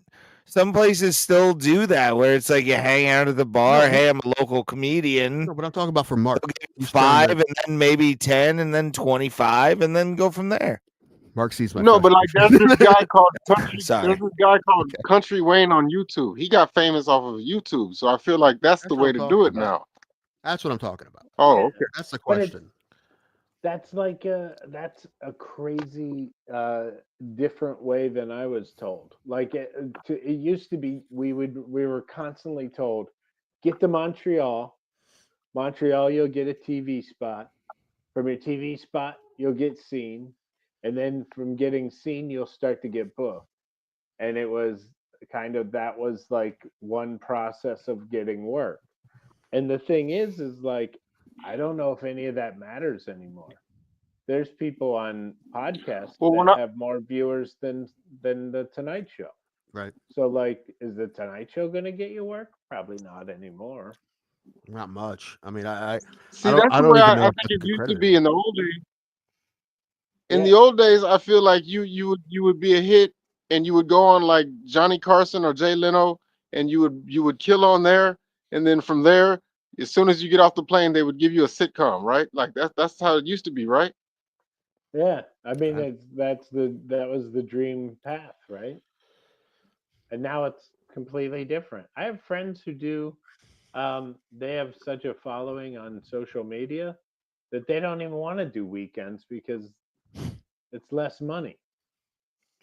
You So know, they're it's like one like nighters and shit. Like they do, yeah, they do public appearances and they do their full time spent working on their TikTok and their Instagram and their. but if you go They don't pay have money to time see to. that, I'm sorry. They don't want to write an act. That'll Yes. take too much time. Yeah, like what do people expect to see when they see people that they like their 10-second TikTok videos and they're coming to Cleveland, I'm going to go see them. What do they expect to see? And that's the problem is that there isn't it's the Wild West right now. And some people do that and they're like, you go to their show and they do all the same shit that they do on TikTok and the audience loves it. And is Yeah, that Ray went to wrong? one of those, right? Ray went to one of those. What show? You said you went to like what's her name? Trailer Trash Tammy or something like Oh that. yeah, I've seen Trailer Trash Tammy twice. And how much time does she do? About like half an hour. So it's not like even a full. No, she doesn't do like a full hour. She has 2 or 3 comedians ahead of her, but everybody's there because they're fans. It's the same. It's the Dat fan syndrome, dude. Like that's Well, that had an act at least. I mean, Trailer Trash Tammy kind of has an act, but it's mostly about her pussy. So it's like she falls into the stereotype. I mean, Mary Santora, our friend, crushed, destroyed the first time I saw her at a Trailer Trash Tammy event. Like she just I'm sure she did. Mary's awesome. Wiped the floor, and I've never been more happy for a comedian in my life than right then. Where I'm like, yes, one of ours did it. Like, yeah. Like, Do you know Mary, Mark? Yeah, I know of her because of posters. I never got to meet her. She's great. I mean, it's what it is. That's how I'm talking about Mary. Mary. Mary. Yeah. Yeah. Mary's awesome. She will be I've huge. seen her like poster on different. Okay. That's what sucks. Once you get to a certain point in comedy, you never see anybody. That's true. Yeah. Because you're doing your own shows, right? You don't see anybody. Yeah. So it's like people go, "Who's the new up and comer?" And like, I don't know. They're working. I don't know. I'm doing my own shit. Yeah, I get it. Well, Mark, if you want to break out, apparently what you got to do is you got to go down to Austin and do 1 minute on Kill Tony. And I won't do that. I think he's a definite poison to our industry. Why? Because he normalizes that you're supposed to say mean shit to comics. I have people all the time now that after shows they'll go, they yell something out, and then after the show they're like, "Well, we went to see Kill Tony, and he said this," and I'm like, "Yeah, but that's like going and buzzing in the middle of their act and go, well, we saw America's Got Talent, so we thought we were supposed to buzz you, and it was a joke we didn't like." Like it's like he's making people think that heckling's okay or shitting on a comic. And reels. Just being reels mean. Have kind of fucked that as well with like crowds thinking they can heckle because they've seen it on shorts or reels on Facebook or anything like that. My thing is like, Pulse, I 100% am behind you. And when you do your first set of stand-up, I hope you send me a video. I want to watch it. I want to tell you what I think. You're joining our fraternity or whatever you call it. You're being part of our group now. And once you do it, I have nothing but respect for you because you did it. Even if you go, you know what, it's not for me, I'm not doing it. I go, yeah, but you did it, and you're one of us now. And I always will have your back on that. And I feel like those shows that do that, where it's like the heckling and the shitting on people, you're breaking up the band of brothers, man, and sisters. I gotta include everybody. I gotta tell you, this whole convo has built up my confidence. I want to thank all three of you for this, but I have to ask. I would be remiss if I didn't ask. What do you think about? Because typically there are a lot of black comics who have nicknames like Earthquake. Oh, okay, all right. I have to ask. What do you think about? My handle online is Pulse Reloaded. It's a bit of a long story how I got that name, but I'm just saying in terms of tell the story. In terms of a stand-up comedian, what are your thoughts as somebody in the business about the name Pulse? Use your name. Use your real name. Use your real name. My government name? Yeah. Or stage name that's a real name. Yeah, a stage name that's a real name. That's what they said. Yeah, if you use like a name that isn't your name, I'm fine with it. But if you're like blank the comedian, I'm flying to Houston and beating your ass. Like, yeah. So Frederick Davis or something like that. That's not my. I'm fine with that. No. And then, his internet handle was Pulse Reloaded. He's like, I was just gonna use that, and we were just like, no. Unless you tell a story, that you're not allowed. Okay, take off the Reloaded. Just Pulse. How about that? No. Yeah, just use a fake real name. Like maybe that's all. If you use the real last name, maybe I could let you get away with that. Like Pulse or Jones. Your first name and a fake last name. I'm fine with that. Like I'm fine with that. Why not the nickname though? Why not though? So let's just say hack, dude. Let Mark answer it. Let's just say you go by Squishy. That's your name. I'm comedian Squishy. And then let's say it works and you love comedy and you decide to do it and you're like, you know what? Squishy's my thing. Squishy's my thing. And then you're 65 years old, still doing stand-up. And they're introducing you as fucking Squishy the comedian. Okay, you say that though, but I feel like I bet Carrot Top his real name is like something like Scott Thompson. Scott Thompson. Oh, is it Scott Thompson? Oh, well, that's normal. Yeah, I have a friend. He is a Texas guy, and his real name is Stephen McFarlane, which is the Little Rascals actor was Stephen McFarlane that played Spanky. So everybody called this guy Spanky as a joke. Well, caught on, and he was Spanky for 30 years, and he made a killing, and he was one of the. I mean, this guy was the #1 college comic forever, and everybody loved him. And then he tried to go back to his real name because he was like, I don't want to be the 50-year-old guy named Spanky. And it just wouldn't take because every time they booked him, they're like, Stephen McFarlane, you know him as Spanky. And it never went away. And you know what? I feel the same way about girls getting tattoos. Like one day you're gonna regret that when you're an older woman. Yeah. Great analogy. I like that. Yeah. And it's That's also why like I'm against it. Anytime I'm at a black room and I hear any kind of like professional wrestling ring name being thrown out and somebody walks on stage, you're just like, God damn it. Like, no, but y'all told me that y'all are friends with a guy named like Mac Truck or something like that. I mean, I'm friends with a lot of people with a lot of stage names, and they annoy me. But it's like, don't do it, man. You do you. No, I'm telling you not to do you. Don't do it. I'm really good friends with this guy. His real name's John, but he goes by Gemini. And every time I'm with him, I have the hardest time. I'm always like, John, do you want to? He goes, no, Gemini. And I'm like, okay. He made you call him Gemini? Well, he because he wants me to be consistent, with the name. I gotcha. But then, like when I'm hanging out, I'll be hanging out with him and his wife and his son and his daughter, and I'm like, I can't call you Gemini. I have to call you John. I can't do it. Great dude, Gemini. He's a real. I love him. He's one of my favorite people. In fact, I'm working on a script with him right now that he wrote. We're gonna do a play.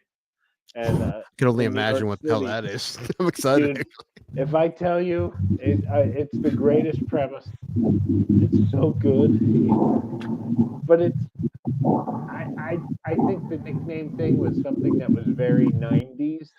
Yeah. And oh, I think we Sorry, the car sounds are kind of getting in the way. Like a plane was taken off. Well, if he goes back and listens to this, nicknames are something that were very 90s and very. And it stinks of 90s. It's like wearing a suit coat with the sleeves rolled up and white tennis shoes. Like I told him that. Like that's the thing. Like I love Pulse, and I told him this. Like that worked. BET Comic View. Like you have many nicknames on those shows. Now you almost like you feel hack. Like when you hear it. One, submitting yourself for a corporate gig or a speaking gig, speaking engagement, and you have some, you can't be I'm too much and do like Carnival Cruise. It's it's a weird. Yeah, well, I mean, I understand people who can't use their names for whatever reason, legal reasons, or their day job or whatever, but you just use your middle name or your mother's maiden name or street name or something. Yeah. Something. Well, the same thing like that actors do when when their name's taken in SAG or whatever. Just think of something normal. When I work really blue and I'm gonna do like these like XXX shows out on festivals, I go by Tim Danko. Nice. Thank you. Yes. It hasn't helped, Mark. I just want you to know. And he bombs every time, but it's I don't know how to talk dirty, so it doesn't work out well for me. Oh man. Well, the last thing I have a billion questions for you, and I hope you come back because I love talking comedy. Yes, with please you. come You back are to the one of my show. We favorite appreciate you. people to talk comedy with. But I'd feel like a dick if I didn't ask you about your film that you have out that you directed. Well, yes. So, the one that at the tail end of the festival circuit. It's called My Friend Doubt, and I was really fortunate that I got hired to direct this. And the two actresses in it were killer. And it's about a woman who is a writer who's just about to finish her book, and then she gets a visitor who is doubt and comes to the house and Literal doubt, like the manifestation of doubt. Yeah, shows up at her front Wow. door, and they have a full-on conversation and spend the afternoon together.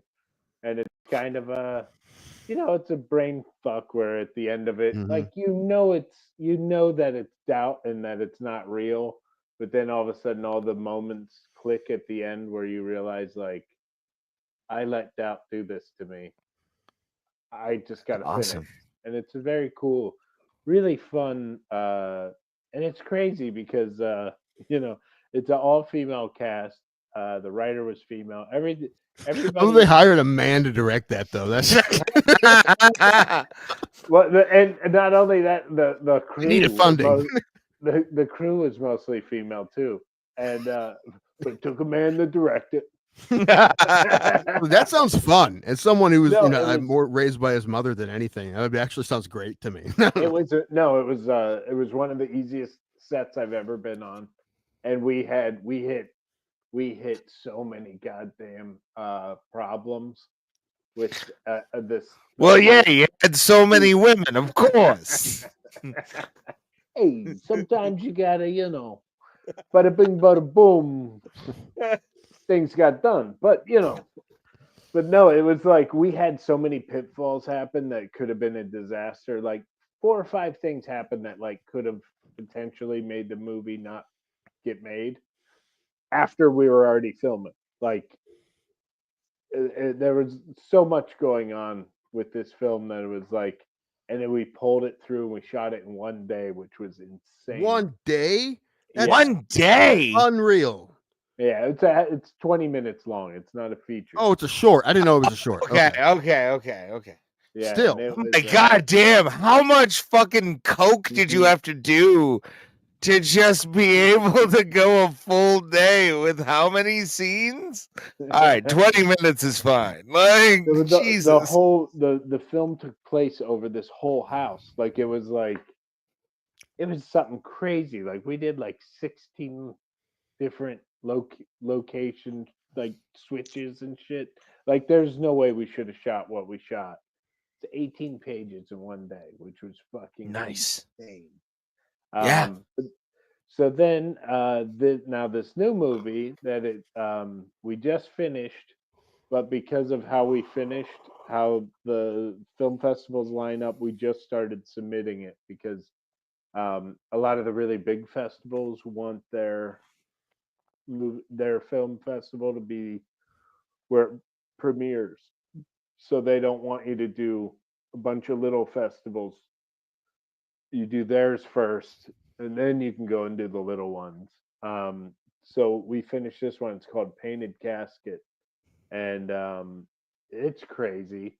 So the girl who is the lead in Doubt is the lead female in this as well. She was so good in the film that with Doubt, when we started casting it, I was like, will you guys please see my one friend? She was in the last movie I just worked on. And they're like, yeah, of course, we'll see her. And like I brought her in, and like the writer and the producer were just like, her. Like we're going with her. She was so good. And then the male lead, he's really great. And what's crazy is we gave him a wig, and a professional wig. It's not like a toupee. He looks like he has this like ponytail, but he's African American. He looks like Morgan Freeman. Like he looks so much like Morgan Freeman, it's insane. I'm just gonna say I've never heard about this until today, but that sounds so much like something I'm working on. Damn it! my thing, it's called OCD and it's about a dude who has obsessive compulsive disorder and Tourette's. Like me, it's me. Basically, it's me.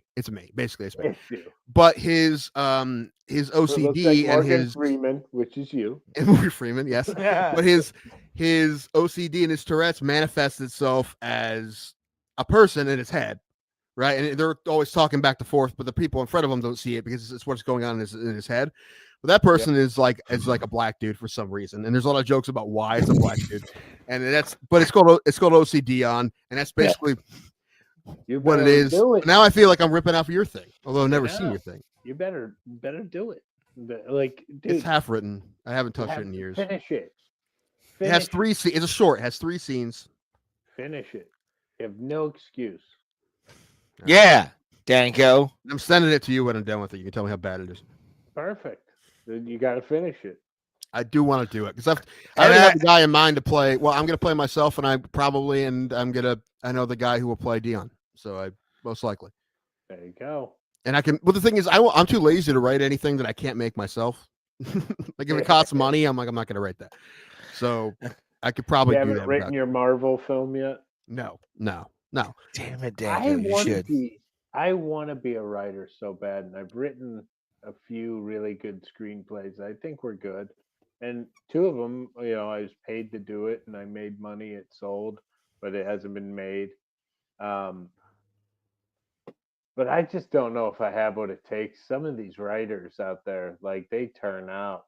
Well, now, Ray, Mark, you can do it. AI can do half of it. You just go in and fucking change it. No. Anybody out there listening to me, do not use AI. Everyone's going to, though. They're not going to stop you. Listen, Tim, I'm not saying it for any ethical reason. I don't care if it takes a job from somebody. I can tell if it's AI. Today. And if I can tell, they can tell. Today, though. So when I get an email, when I get somebody who gives me a spec script, I give somebody that gives me, look at this show idea that I came up with. I'm like, you just put 4 things in AI and asked it to make it a pitch deck. And it came up. And I can tell that that's what it is because it's shit. I have done that just to see what comes out. Like I've had ideas and I put it in ChatGPT and has it asked to write a pitch. What's it called? Not a pitch. Treatment.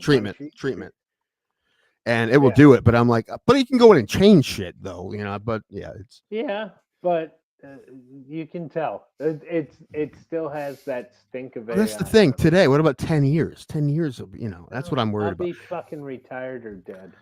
Well, I'm worried about it for comedy. I'm worried about it for people who can't write, all of a sudden having great bits. I've been told some comedians use ChatGPT for their like jokes. I believe it, but and when you hear about it, you feel dirty. Like you feel dirty knowing that they did it. Like cool is one thing, but just like taking it as like writing the whole joke and then doing that. Write me a joke about fucking toucans. Like, no, don't do it. Don't. You want to stop him and slap him in the face. I mean, I woke up out of a dark sleep last night and wrote a couple long jokes. There's no way that's true. No one because it was stuck in my head. All right, before we let Mark go, because he's been here a while, and we really appreciate you for that. Thank you. Really no, yeah, Mark, we love you, had man. Fun. That's all we care about. Is like no one's watching, but we hope someone had fun. Also, if you use anything you want, if you want to cut anything up or anything, or send it to you. Me, I will. I'm a whore. I know. That's why I told him like whatever you want. If you want to go through the interview and let me know, I'm actually going to clip the whole interview tonight, or at least by this weekend. That means 3 weeks from now. Anyway, but yes. But I saw on Jerry's show that you just booked something, right? A show, TV show, or you work? Is that happening? Yes. Well, there's two different things. There's one. Nice. There's one that we're shooting the whole first season. It's called Unsuited, and it's about poker. Nice. And I play the bad luck charm. I'm the guy who, whenever I show up, everybody starts losing. Is your character's name Ray Highclack? I'm actually Kryptonite is my nickname. Actually pretty great.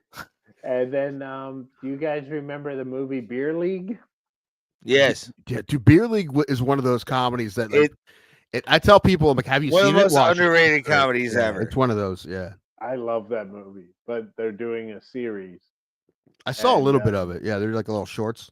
Yeah, so they're gonna do a full series, like shoot a full season. Those clips that they did were for. Is Ralph Macchio gonna be in it? They said if it gets picked up to a second season, he said he would consider it, and so did Artie Lang. You need experienced beer league softball players. I am an experienced beer league softball player. I'll play one on TV. You don't play. I've been a coach. I was the child of a beer league softball player. All right. I'm very experienced. A lot of Sudafed was done on that bench. All right. Anyway. My character. So Jimmy's a good friend of mine, the Jimmy Palumbo, who is the main character. Yeah. So he asked me to come to hang out, and so I did. And when they were shooting, and I'd just like jump in like as a PA. I'd cameraman needs carried shit, I'd grab it, whatever. I was there to just hang with my buddies. And then we came up with this funny idea, and they were just like, just shoot it.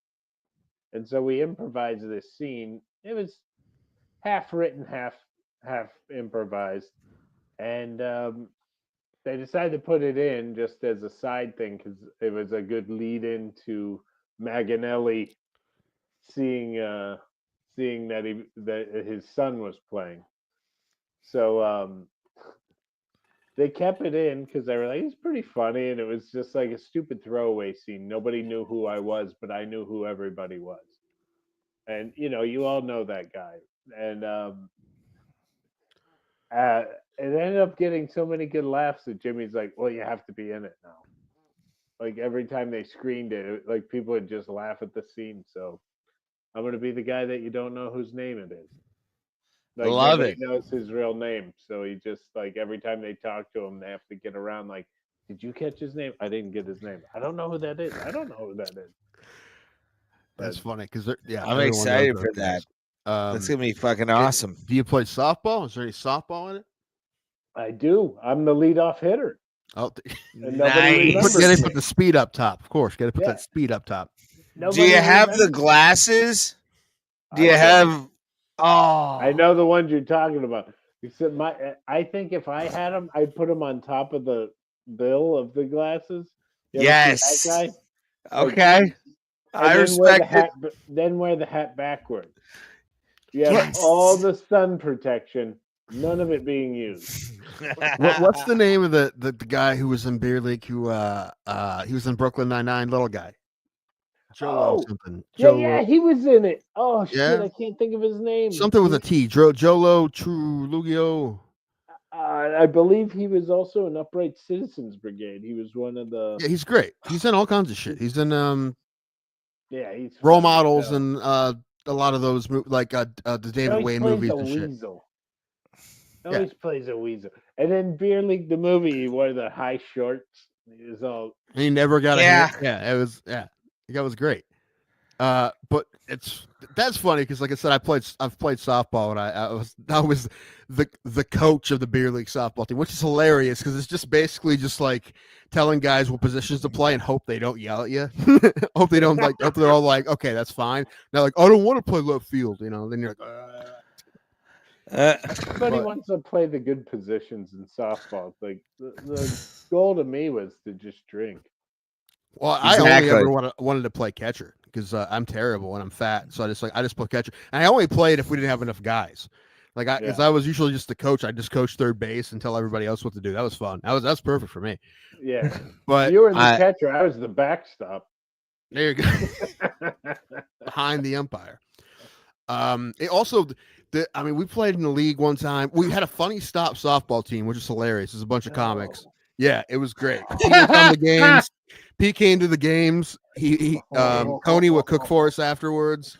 For those of you that don't, for those of you watching right now, the Funny Stop is a comedy club in Akron, Ohio, that's run now by a Lebanese woman and her brother-in-law. Who was it was run for years by a Lebanese tyrant that we all loved. The greatest human being who ever lived, Raymond. Yes. I'm not saying he's not. He wasn't an amazing mensch of a human being. Every day. But yes, I agree. But yeah, they had a softball team at one point. Yeah, one year, I remember that. I don't know. Do you know Chris Harvey? Chris Harvey started it. He was the coach. Chris Harvey was the coach. It was me, like Sean Boyd, Dan Brown, Rob Ward, like a bunch. Tony Mazer, I think, was part of it. Tony Mazer, yeah, a bunch of. But we were terrible. We won one game. What? My brother was on the team. Marv. No, Marv. I think Marv. No, Marv's son, Devin. Devin was on the team. Devin was on the team. Devin was on the team. My brother played. My brother was like one of our best players. But it was a blast, and there was a reason. Oh, like that league we played in, it was kind of a serious league, but there was a dude who was an umpire who was always hammered. Like we weren't allowed to drink, but the umpire was always drunk, and that was hilarious. And I umpired baseball for 20 years, and I would never do that. So the fact that he would show up drunk is hilarious to me. But the beer league down here I play in, the guys literally run out. There's a time an outfielder from the other team yelled at my dugout when we were up, "Hey, one of your guys left his school out here." Like his school fell out of his pocket. And he's like, "I'll go, just leave it there. I'll get it next inning." Like a guy would have a beer in his hand, catch the ball, put the beer down, throw it, pick the beer back up. Like my shortstop would have a cigarette in. Like it was all that shit. Like it was. It sounded like someone was writing for a sitcom, but in reality, that's just what the league was like, and it was a blast. We all knew each other, so we all shit. I grew up there. I feel like that's Ohio's high school sports teams as well. Kinda, yeah. I umpired high school baseball for a minute, and I mean, the hockey coach is smoking weed in a fucking a hotel in Toledo with like his top 3 players. Like, yeah, that shit fucking shit happened all the time.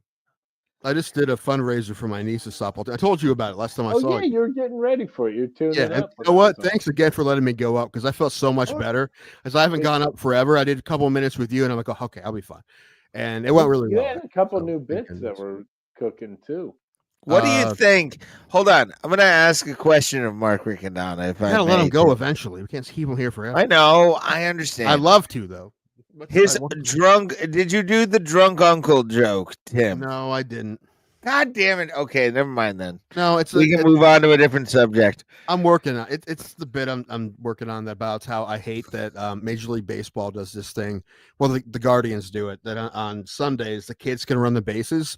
I'm like, they're all going to forget that. If you want to have a meaningful experience, you got to let the drunk uncles and the sad divorced dads run the bases because that will change their lives. And I'm not even joking. Like that. I mean, you have grown men crying running around the bases. So that's basically what the bit's about. But I'm working on it. But it's true. It's not. I mean, that's what. If they let me run the bases, number one, I wouldn't make it. But it would be the greatest day of my entire life. Right. And it's something like, go around first base. You're holding the 50-pound sack of regrets. Hit second base, and you're crying as the song "Cats in a Cradle" is playing over the PA. You go to third base, and there's four dudes there. Four dudes in their 60s are standing there. Whichever one looks most like your dad, you give him a hug, and he tells them you're proud of him. He's proud of you, right? And it's just shit like that. I'm working on it. But like that, I wanted to do it, and I want to get a good video of it, get it viral. Hopefully one team will do it eventually.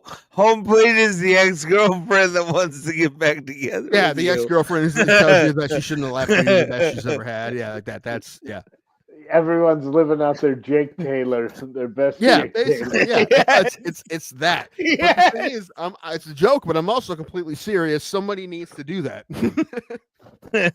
I'm really hoping to get like a local minor league team to have drunk uncle. I want to contact the Lake County captains about that and see if they would do it. I feel like they would be for like uncle night where it's like uncles run the bases. Right, and get the team out there afterwards giving all high fives, giving the Gatorade bath and shit. That would keep that guy alive for another 20 years. That keeps the gun out of his mouth for a good 2 decades. If you let him do Go that to one the time. gym more often. You got to get a Bob Uecker impersonator to announce all the guys. Well, this guy sneezes. He looks like a party favor. You can get 1 million Bob Uecker lookalikes. You just got to go to the Poconos. I miss the Poconos. What's Tom Riccabona doing these days? Just go to the Poconos and look for the first guy wearing plaid pants down by a baseball field, and you go, Uke. I know. I haven't seen Tom. I've seen him online. I haven't seen him in person. Yeah, that guy. I still like. He wasn't wrong, but one time, because you hooked me up with him, and every time he was doing shows there, he's like, you'll bring some people, just show up, and I'll give you a spot and give you $50. Like he's like, you'll bring some people because I have family over there, and actually, the first time my family watched me do stand-up was with Mark. That was the night I met Sean Lynch because you set that up. Yeah, I still have that picture. I was 170 pounds. I don't know what happened, but anyway, sadness happened. Donuts. It was you, me, Sean, and Will Thomas, who I haven't seen since. But I saw Will just recently. I love that guy. Yeah. But I went back there another time. You weren't there. I had a spot, and then I got this long spiel from Tom about being drunk on stage. He wasn't wrong. He was just trying to like help me, but it came off as like, I don't know. Yeah. All right, Dad. Right. I know. He wasn't wrong. I think at the time I was trying to not drink beer, so I was just drinking like vodka. So I probably was too drunk. Ooh. He probably wasn't wrong. Anyway. We can let Mark go now. I had to watch my drink, and I quit drinking beer, so I, drinking tequila. Right, it's going hard now. Yeah, less calories, but less brain cells. We'll end the show. Oh, sorry, Mark. What did you say? I was just going. I quit smoking cigarettes. Just meth now. It's just meth. Yeah, I like it. I mean, you can take the boy out of Youngstown, but. Oh, I was gonna ask this, man. I'm having too much fun. I'm sorry, Mark. No, I'm good. We keep in bed. All right. Well, in that case, got 8 more questions. What's the? Is that a pizza oven behind you? No, just my little fireplace. What's a fireplace? Okay, because it looks like a brick oven. I wish you would have had that lit. It looks cozy as fuck. Yeah, we'll I got the wood right here, baby. Ooh, I love it. Are you like next time you come on? I want a fireside chat with Mark Riccadonna. He wants you in a robe with a cigar, and he wants you to just give him advice. No, fuck the cigar, full pipe. I feel like Mark has the aura for a pipe. Like I could pipe it. But no, we appreciate you, dude. And then to the other side, I got my fish. Fish? What kind of fish you have? Well, this angelfish killed all the other fish. So I've heard that about the angelfish. That they can be super aggro. They're assholes. We had 3 angelfish, and there's 5 other fish. The angelfish, one angelfish killed everything in the dude. What, you're running a fish Thunderdome? That's awesome. There's 2 catfish that are still in there too. Oh, they're running shit. They're the police. Catfish though. They're not out of the river. Still, they're fucking alpha. Mark went noodling and in southeast Pennsylvania for some fucking the glove. Called him myself. Look how big this one is, though. Oh. Is there going to be some days that you're home alone with the kids and you realize you don't have any food? So you're like, fish sticks, kids. Catfish sticks. Here's Carl. What? This is my little area. This is where I do all my shit. That's where you pay the bills. That's where the bills get paid, boys. Absolutely. Or Mark, we appreciate. Should get paid.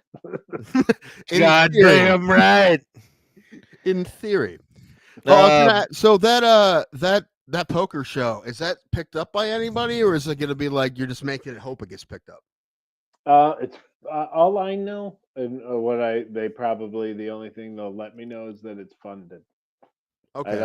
I don't. How does that work? I mean, how often does Netflix pick up a show and pay for it, and how often do they buy a show that's made? Do you know? It's crazy. We're going through this shit right now with another idea of ours, because there's a couple different ways, and again, it's the Wild West because the internet's fucking ruining everything by everyone needs content, though, right? But they say that, but they don't, because I mean, if it's like they were saying, Comedy Central is giving everybody a special. Are they? Yeah, they weren't. Get one. Right. Yeah. But so there's a couple different ways. There's where they sell it before they do a thing. Look, I got an idea. They go, okay, we're gonna take it. There's that. Then we shot this proof of concept and we shot the first season. They go, we love it. We'll keep giving you money. It's ours now, though, and you keep filming it. Then there's video on demand, or AVOD. I can't think of what they call it, where you shoot it and then they put it on all these paid sites that people have to pay to get it, and then you try to see if enough people will pay for it. Yep.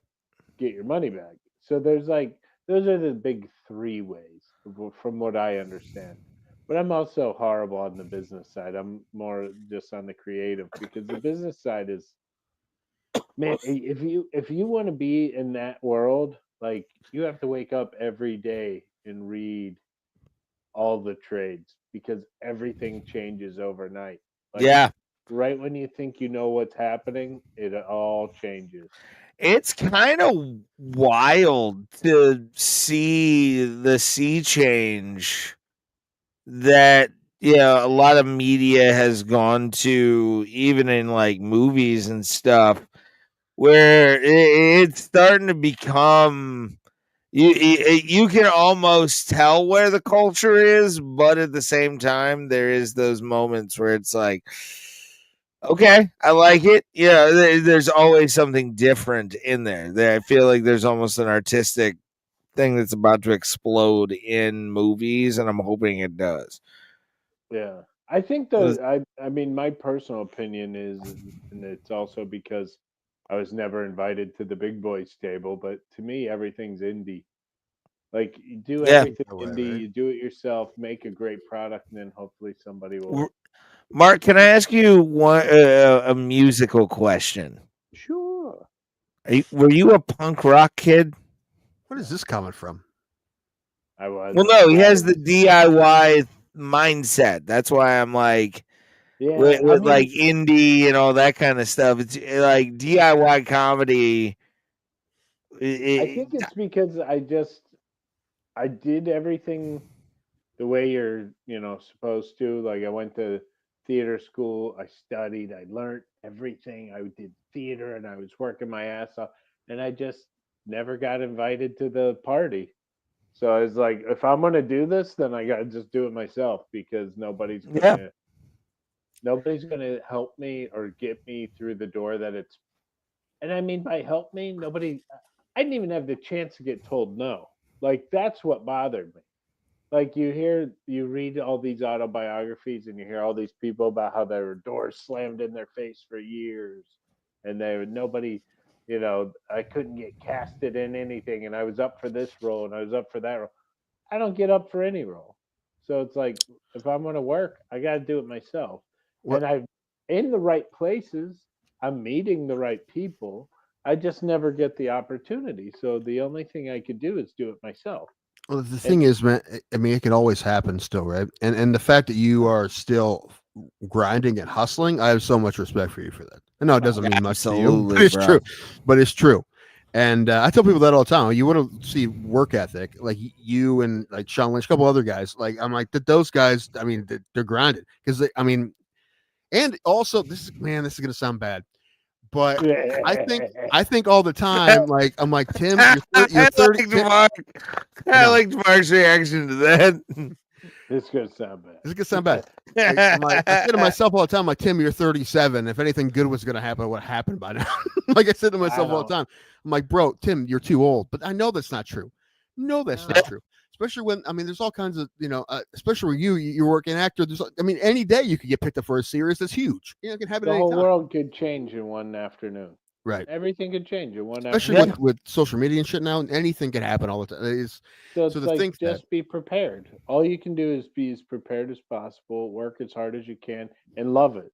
Like at the end there's of the no day, doubt that you love told me that I'm going to keep doing this exact same thing and be in the exact same space and keep continuing doing this until I'm 70, I'll do it.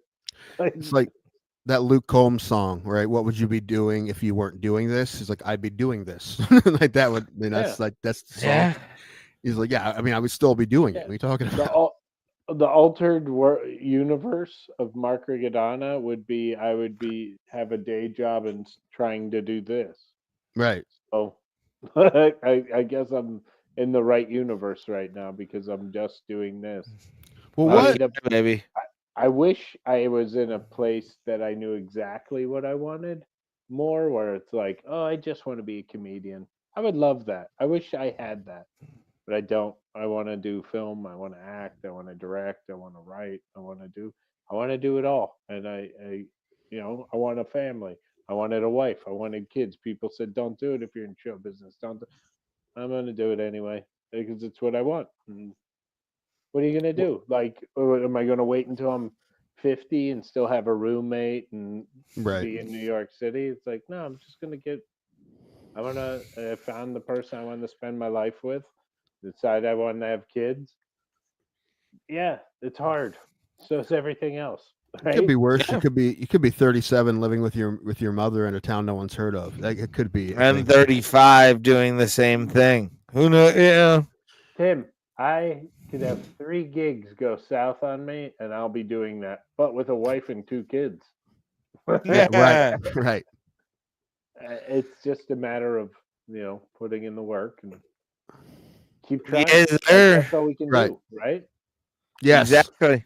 And like I said, I have so much respect for you. I know that means nothing to you, but you have. No, it does. It means a lot to me because you and there's like another friend of mine, KP Burke, said something to me the other day, and it just made me like, because I feel like I'm not seen at all, and I'm fine with it. I I know just that's not continue true. doing it. Right. You know, I'm going to continue doing what I do. But there's part of me that's like, I never got that. A perfect metaphor is my friend John Paul Veromo asked me to sum up, what do you feel? What's a metaphor to your career? And I said, I feel like Roy Orbison holding the photograph of the $1 Million Quartet. Like, I could be in that picture, right? Like, how come I'm not in the picture? And that's what I feel like. It's like all my peers and all my contemporaries are in the big dance, doing the big stuff, and you know, I just hung out with a guy this weekend, and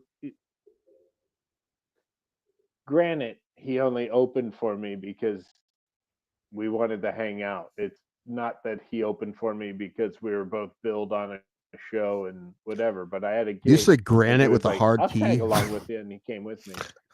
This guy hangs out with Kevin James. Okay. Did he freeze? Up. Did he freeze? Did his computer tell us that's no! enough? We may have a cliffhanger. Tim, we may have a cliffhanger. If he doesn't come back. Together we blew up a Denny's. Take him off screen. Oh no. And give him a 10 count. If he doesn't, his computer may have died. Oh no, right, it may have. We were trying to let him go anyway. I feel bad he's been on this long. I'll tell you what, though, it's the most fun I've had on this show in a long time. Like, yes. That was one of the bucket list guests, and he is gone. He just left the studio. With that, we will thank Mark Riccadonna, and honestly, I think it's time we take a nice little nap. Let me see what he says. That's what happened. But I assume it was just the laptop stopped working and whatever. Anyway, man, we want him on for the entire time. Wait. There we are. Hi, buddy. What's up? I can't see you. What's going on? I can't see. You can't see him? No, can you see him? Yeah, I can see him. Well, I'm on the main. I only see black. Well, that's on you, by the way. I just want you to know if you see only race. He froze again. He's on here. It's okay. Yeah. He froze again. Yeah, but he froze. Oh no. Oh my. There he is. There he is. All right. I don't know what happened. My internet just like shut off. Do you have AT&T? Verizon. Oh, okay. I have AT&T. It's garbage. At any level. Oh, and so what I was saying is like I was hanging out with this guy who's hung out with the biggest stars on the planet. He's in, he's in all those movies with all those Sandlers and all those guys, and we had a blast. And hanging out with him, it was no like, he's definitely out of my league. It was like we're boys. It's just like the three of us hanging out. But who is this guy? I need to know. Can you tell us or not? Yeah, it's Richie Menervini's his name, and we hung out like for 3 days straight, and it was exact same thing we're doing right now, laughing, having a great time. He went up on the shows. We all had awesome sets. Everybody was happy. And you realize that it's like some people get invited to the dance and some people don't. And I haven't. So I just make my own music.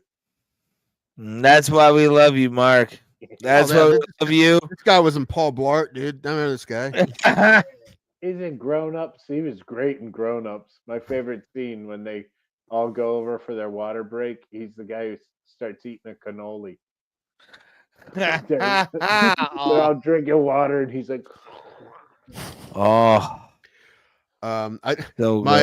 my niece, she's 11 and she was sick yesterday, so I went over and watched her because she was sick. But she's seen a bunch of Sandler movies. She never saw Waterboy. I'm like, oh, we gotta watch Waterboy. Yeah. And at the end of it, she's like, oh, I like that a lot, but I didn't see her laugh one time. So I'm like, do you not laugh? Like, so now I'm worried about that she doesn't know how to laugh. Oof. Here Comes the Boone. He's in that. Oh yeah, he's in all that. Yeah, he's the announcer in that. You know what's funny? He's in Kevin Can Wait. We mentioned Boss Rutan earlier. Isn't Boss Rutan in Kevin Can Wait? No, Here Comes the Boom. No, he's in Here Comes the Boom, but he's in one of the sitcoms too. Is he? Yeah. Oh, they're friends. I know that. I don't know if he was. I know he was in Here Comes the Boom with Kevin James. I didn't know if he was in any series. To be honest, definitely one of his series. Maybe it's a different one. So that guy Richie was.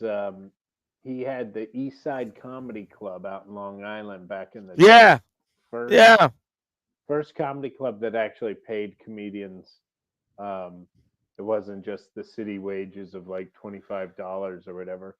He's responsible for having Eddie Murphy do stand-up. Yeah.